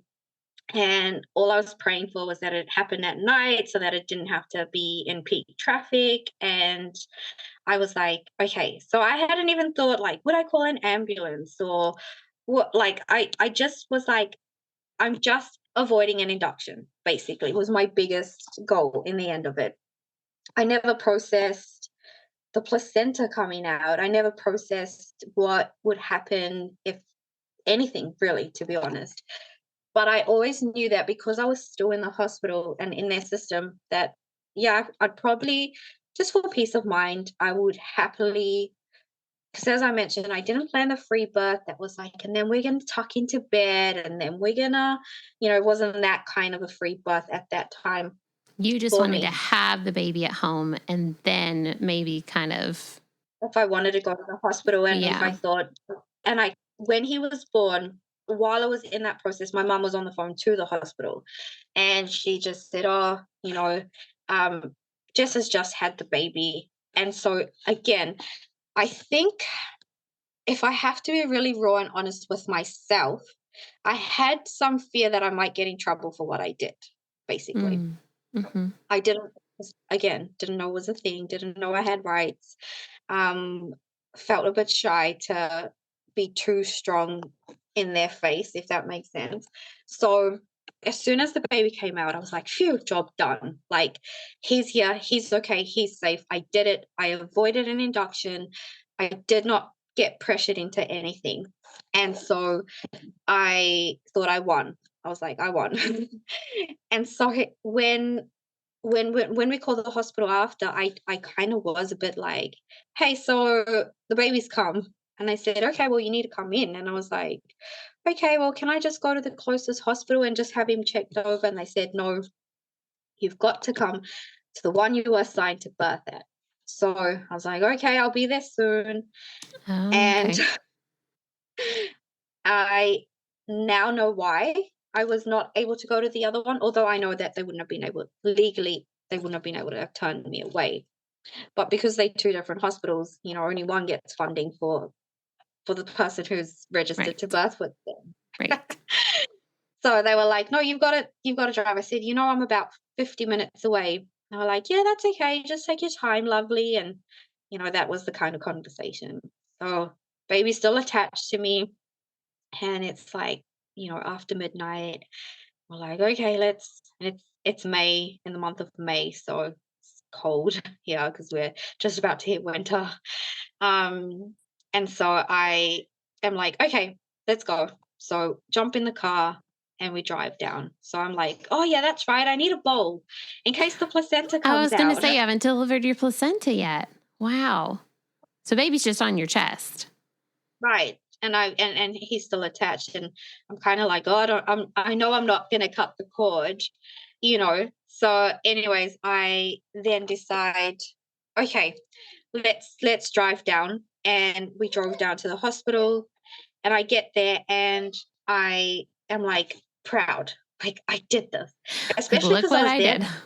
and I was there that day. So I kind of was Right. like, yeah, like I, did this. And the funny thing is, through the drive there, I was getting contractions. Baby was feeding and I was getting contractions, and I was like, okay, this is pretty intense. To push out the placenta. Right. Yeah. But it didn't come out because I got to the hospital and I was like, okay.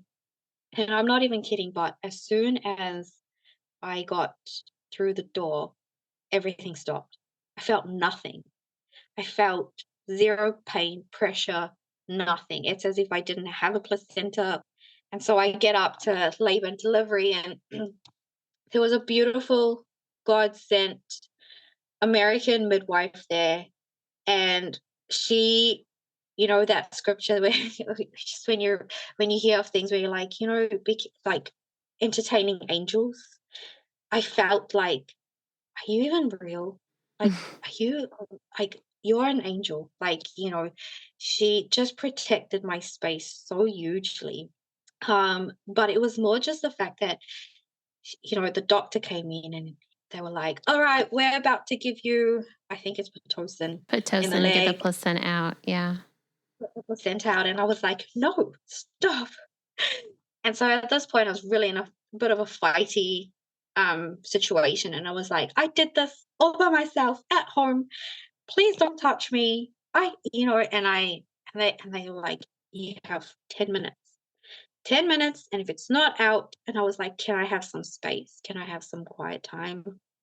And I just couldn't. It just was not coming. I was just not feeling anything. And, Sally sat with me in the bathroom, and I just cried and I said, "I don't know why it's not working. It's not coming out." And she had stalled them for me. And they'd come back and they'd say, the doctors would come in and say, "You haven't had the placenta out yet. It needs to be out now." And, she was like, "Oh, yep, I've got it. Like, just as we're getting there." But I think she knew, like, we're not. Yeah. And after, 4 hours almost, they were like, she said, the one thing she said, my mum was in that room praying. So they kept coming in every 5-10 minutes, being like, "Now, now, now, now." And they left me alone with the midwife. So I started to go into a place of panic. Like, now I felt a little bit more like I had lost control of, I have to do what they say, like I shouldn't have come here, but is a bit like, So anyways, my mum, which I hadn't known in that moment and at the time, went down on her knees at the entrance of the hospital room and basically said, "God, like, hold off those doctors from coming back in so Jess has the space, but also speak to us about whether what we should do in the situation, because my mum knew at that point how anti I was. So I was at this point declining everything that they were trying to do. So my mum just was like, God, just show us. And my mum said she heard a whisper that says, trust her. And my mum came to me and she said, I literally, before my mum came and said that to me, Sally said to me, she said, and this was the midwife, she said, hey, it's funny, I know you're Christian. I could hear your mom praying out there, and I could hear you guys. There were moments in the room that we were just kind of pleading the blood of Jesus, basically. And she said, I'm a Christian too. And it's like, oh, cool, that's cool, nice. And she said, and I just want to say I've had multiple home births. I understand you. And that just was so, like, I'm going to say God breathed in that moment, because I never told her anything. And there was just this spiritual connection and moment of where it was like God was just giving me this peace to go, don't put your hands up and try and fight Jess. This is who I have placed here in this room, in this moment, in this hospital, to just help you right now. So anyways, when Sally said, I said, what would you do if you know where I'm at in my journey mentally and why this is playing out this way? What would you do? And she said, oh, by this point, I probably will take it. So then I surrendered and I did. And then, yeah, the placenta came after some tugging and some pulling and everything like that. So that was really like hard for me, because I then processed and felt like, not that I failed, but I went, oh, gosh, I prepped so hard, but didn't think about Afterbirth. after. Right. Even then I realized I left my birth space. I left my safe, sacred space, because I didn't really put the two together. I thought I did the best job at first. It was only half of it. um, and I'm like, oh, why did I do that? That was probably like, I felt really foolish after, because the next thing that happened was they said, how are you feeling? And I said, I'm feeling good. And they, and then it started with my blood pressure, and they were like, your blood pressure is just not normal. It was so high. Oh, it was high? And I didn't understand blood pressure. And they just looked at me and they said, we're about to call a code blue because you're about to have a stroke or a seizure. And I went, what? So, even that experience, it was extremely high. My blood pressure went up, like at the time was 196 Whoa. 100, I guess. So I was so scared. I was like, well, what does that even mean? Anyways, through that process and through that journey, I then got admitted. So he did, as a free birth baby, end up in the NICU. Then there was a new fight that started. I had to be like, it's not your baby. He wasn't born here. Because they started to do the whole like, don't breastfeed. He's only little. And when I got discharged from hospital, they wanted to still keep him in for his weight. And I had to fight. But again, going back to that experience, it was, I reflect back at it and again see what God was doing. It was probably during that time that I maybe questioned God, not who he is, but what are you doing? Like you perfectly orchestrated everything to this moment that I nearly thought I might lose my life, or that, like, what was the point in that? And then you took me out of a moment where I was like, didn't need to fight them. But then all of a sudden, I'm back here fighting them, fighting to let me breastfeed. Like, how is this even possible? Like, what are you doing, God? And it took me months and months and months to process, to the point that it kind of gave me a little bit of fear to fall pregnant again. Because then they started saying, I ended up in hospital again a few days later. And then they were like, we think it's postpartum preeclampsia. Oh. So I started to beat myself up a little bit, and then started to doubt that when I did the free birth, that maybe that was irresponsible. Maybe what if I didn't go into the hospital, and then I kind of almost was like, well, lucky I did. And it was such a confusing part of that story to Yeah. process. Yeah. Um, and then I got scared, like, oh, I was scared to fall pregnant because what if this happens again? It was just really like probably that was hard. But again, coming to this part where I then find out I'm pregnant with baby 5, again, I was reminded, Jess, because you needed to go through some things.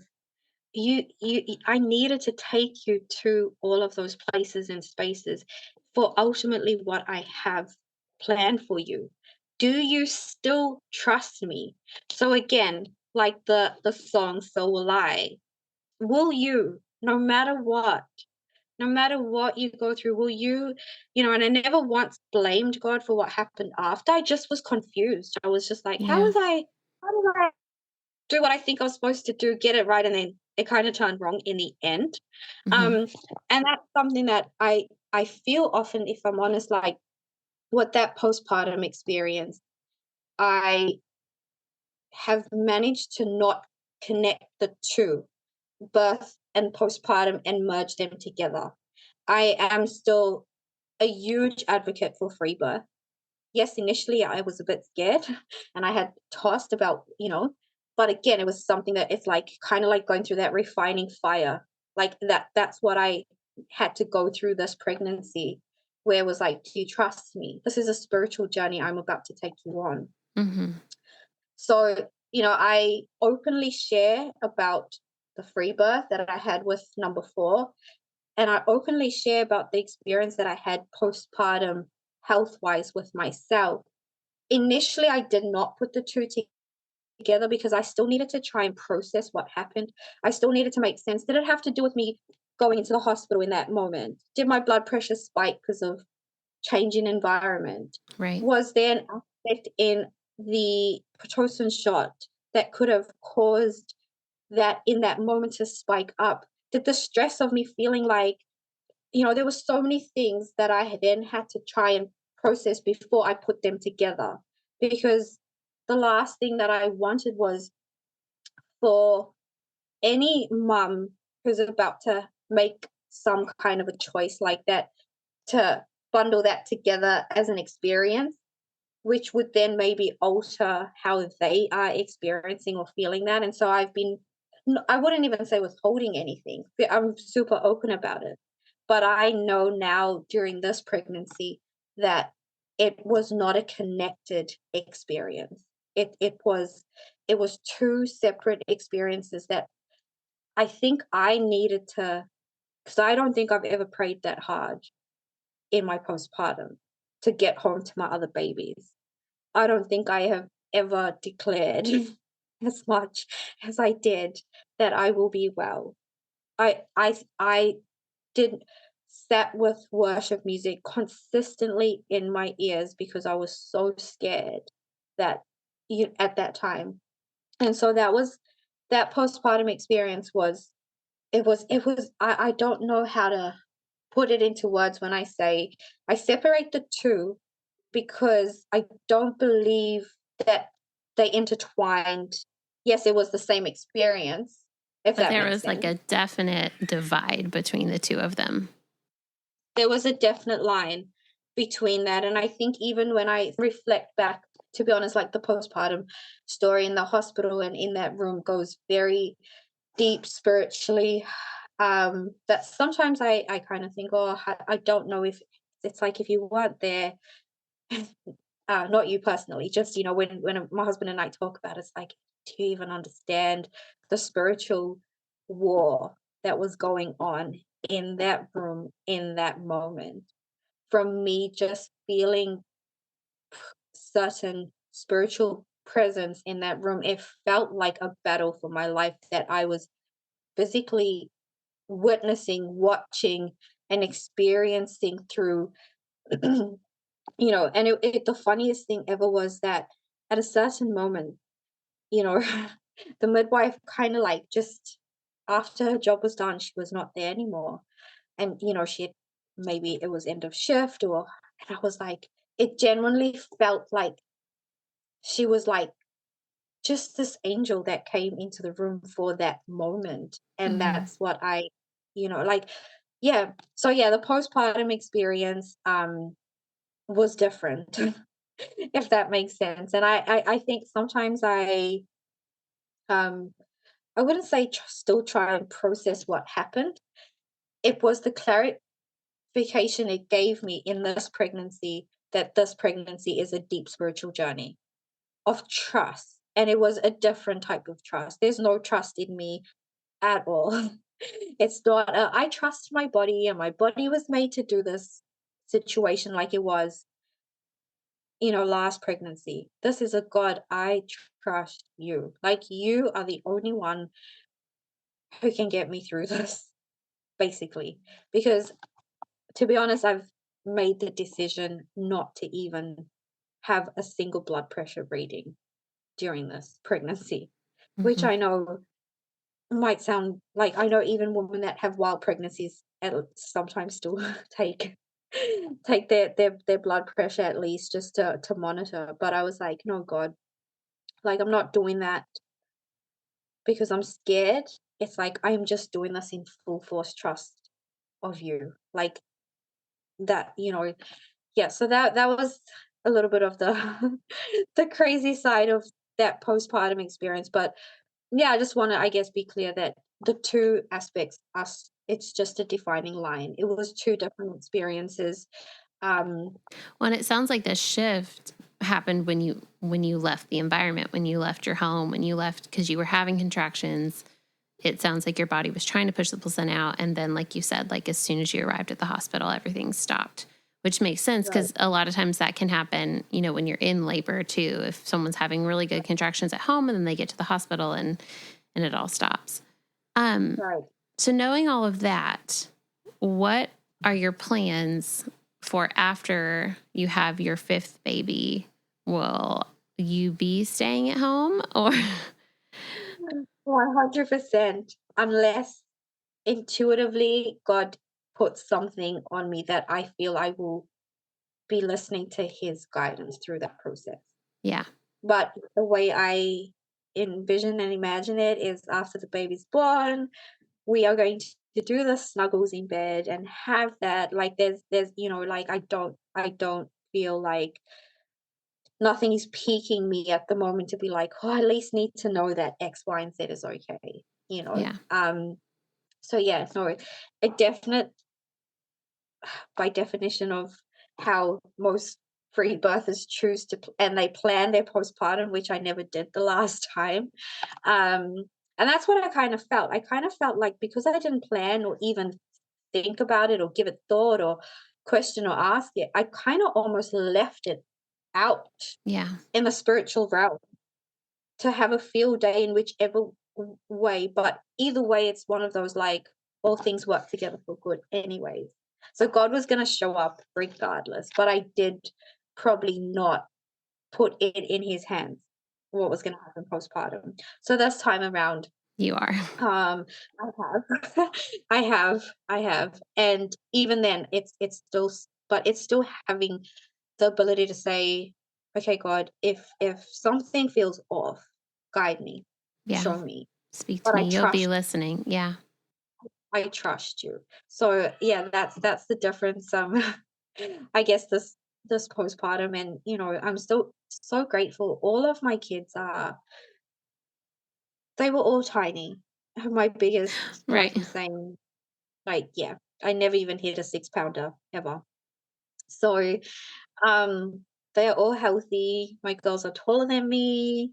They all thriving. It's just like, wow, and again, just that revelation of going, God, you wouldn't this is they are yours. Like, Yeah. thank you for that. But I've just learned as a mom now to trust him. And my daughters have spoken about, like, birthing at home, and we speak about birth openly. I respect them enough to give them the choice to say, "Hey, do you wanna be there?" I'd love for you to see that as normal. I'd love for you to know that this is an aspect of how God has made, um, like we've always been open, with even menstruation and Yeah. menstrual cycle from when my girls were really young. And someone asked me the other day, "Oh, how do you even talk to your kids about that?" And I said, "Do you know, from when they were like 1 and 2, they'd come in the bathroom with me and I'd be honest.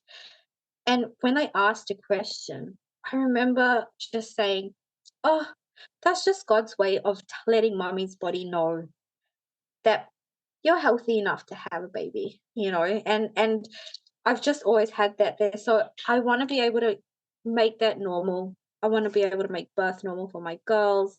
Mhm. Um, and I think just start to change that, because to be honest, where I live, where I'm from, it's not a common thing. I don't have any friends who are sort of, maybe now I'm starting to, as I'm talking to women, might find that more women are actually open and receptive, but no one's really forthcoming with free births, home birth, and what they even see postpartum care to be like. So even postpartum, I now understand it's even that is a special time to rest and connect and reset. And it's not about like showing your baby to everyone like I thought it was. And it yeah, like when I was 18 and 19 thinking this is, and for anyone who Yeah. chooses to do that, that's totally okay, obviously. But for myself personally, that's what I thought it was. Everyone just comes and there's lots of people, and now I'm Yeah. like, no, I want that sacred soft space to Yeah. just feel God in that as well, because I think that, yeah, it it's one of the most, and I'm sure as a mom, when you look at your babies, especially as soon as they're born, like I sometimes just, even my husband and I with the fourth, like we're like, wow, sometimes it looks like he's still in the heavens. Like I feel like he's so pure. Like it's just like he has like, I feel like God's literally like right there in front of me through him. And yeah, so yeah, definitely this postpartum is gonna look different. Hmm. Jessica, I've loved all of this. It's been just an honor to hear your entire journey from, being 18 and getting pregnant, New Zealand, and then a couple years later, Australia, and then 8 years later, all the processing that's happened in your fourth and now your fifth. This has been wonderful. And so many things that you said, I'm just like, oh yeah, oh yes, yeah, and like even when you were talking about like your fourth and you would go to appointments, even though you were planning a free birth, and you would feel like what I would describe as like demonic oppression, like just like being in that environment and fighting the system that has made birth so ungodly and so, man controlled and medicalized and all these things, and just like talking about your journey through fighting through that and like fighting like with worship, with prayer, with God. Like I got goosebumps so many times, and I'm just sitting over here like I'm so excited for what's to come for you for this upcoming, fifth labor and delivery and postpartum, and then how this is going to impact your story and other women's stories and their births as you figure out like what God is calling you to in terms of birth work, or just, being able to share and educate other women about there are other ways and there are other choices, and you don't have to go through this system. So I'm just so grateful that you took the time, because I know it's late there. It's like midnight there now. So you're probably about to go to bed, but I'm just so grateful. Thank you so much for this. No, thank you. I really appreciate the time that you've given. Yeah, and this opportunity to be able to just share that, like you said, the whole journey. And I know it's a lot because it's a lot of kids. No. Yeah. Yes. Yeah, so yeah, no, I'm really grateful, and I just would like to say, for anyone that is listening, is that in the end of the day, it's your journey and it's your story. And I think we have access to being able to choose what we feed our minds and our spirits. And, sometimes obviously everyone works differently. So some people, it can impact a little bit more, and others that have an ability to separate themselves and kind of just go that, well, that's not my story or that's not my journey. And so, yeah, so for any moms or dads or anyone, I definitely do encourage you, just like, I guess as Christians, especially, we have to make choices of what we listen to or what we watch or and in the same way, I would, because birth is so sacred and it's so beautiful and it's such a process from if you even think about it, from the way God designed for you and your spouse or your partner to meet, and the love that then comes, and then out of all of that whole journey to ultimately coming out with a beautiful baby in the end, that whole process is just so carefully orchestrated from the beginning. Yeah. And so in that, is to just look at birth and going on that journey as sacred and special, that you would need to choose who you allow into that space. Mm-hmm. And that doesn't only mean literally, like, I don't mean like who you permit within your perimeter of birth in itself. Mm-hmm. I just mean even with the things that you feed your mind with in regards to other people's stories. I feel sometimes that we might, especially when we've had a negative experience, we might look for validation in other negative experiences in birth so that we don't feel like we were the only ones who has been through that. And I had gone through that process with the whole um situation with my blood pressure. Oh, how many other mums have been through this and did that, and how did it end for them? But all that did was it kept me in a place of being stuck and riddled with like anxiety. But instead, I think there's so much truth in, like, seek out the positive birth stories. And that's one reason why sometimes I don't necessarily throw out my postpartum experience with baby number 4, because I feel like sometimes I have to gauge, not judge, but just gauge that that could impact someone in a way that is not really that positive, because it could kind of like maybe, I guess, stir up some concern or fear in them. And so hence why I'm saying, like, it's so important in the birth space to just, one, as followers of Christ, to go, I cut that off. Mm-hmm. um, I choose not to engage with that. That is not my journey. That is not my story. And I can have a sense of connection and empathy towards that person and their situation. So yeah, definitely that's one thing that I would encourage anyone who's pregnant or about to have a baby. And that's how I think I've gotten through with this, pregnancy. I unfollowed a lot of the pages that were validating that postpartum for me and making me feel like, oh yeah, wow, that is something that could happen. So, and not being ignorant to it or trying to avoid the reality of some situations. But sometimes we don't realize that our mind is so powerful.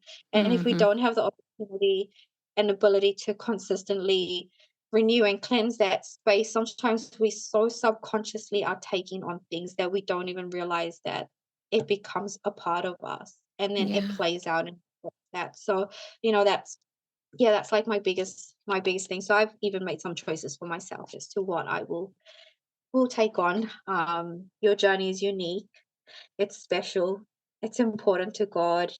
And even if there's what seems to be a negative experience by our definition or impact, just always be reminded in the end of the day that He loves us so much. He will never intentionally cause us any pain or harm that has no purpose in the end, but where we get to see the beauty of who He is. And so, especially as a free birther, whatever it is that you might need to reckon with at a certain point, it's always going to be beautiful in the end. And we might not see it immediately, but one day in every birthing situation, I think if we truly gave that opportunity to be like, wow, God, you were so amazing. Because, so yeah, that's definitely something that I just would love to leave with anyone listening. Well, thank you. I think that is beautiful and wise, and I hope women and men who are listening to this will take it to heart. Thank you so much for listening to today's episode. You can reach me at Surrendered Birth Services on Instagram or email me at contact@surrenderedbirthservices.com. Be sure not to miss an episode by hitting the follow button. Also, we'd love for you to leave a written review of the show so that more people's births and lives can be changed by the love of Jesus and the empowerment of accurate birth education. If you really enjoyed this episode in particular, please take a screenshot of it and post it to your Instagram story, tagging Surrendered Birth Services. If you would like to be a guest on the Surrendered Birth Stories podcast, please click the link in the episode show notes to fill out your interest form.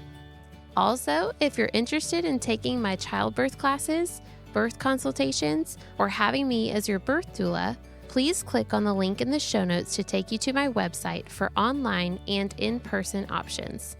Just as a reminder, this show is not giving medical advice, so please continue to see your personal care provider as needs arise. We hope you have a great week. And remember, learn all that you can, make the best plans, and then leave it in God's hands. Now, I've literally wondered this my whole life, but I've never thought to ask anybody because I do know a couple of people from Australia here, but I don't know. So our Christmas carols, our Christmas songs are all about like, the weather outside is frightful. Let it snow, let it snow, let it snow. Cozy up by a fire, chestnuts roasting, but like all those things. So do y'all have Christmas carols that are about like warm weather? No, we sing those ones. Even that's crazy to me. I'm like, that doesn't make any sense. That's so funny. We sing those ones. And it's so weird. I don't know if like this part of the world has somewhat adopted American culture and how they do things. I know a lot of people would like when they're prepping for Christmas and wrapping presents, put on like how you could now get like on YouTube like fireplaces or like fire burning type of a thing. So that's what they'd have on their TV and kind of it's weird. I know actually, and that's interesting that you've asked because I've never thought about it like. Wow.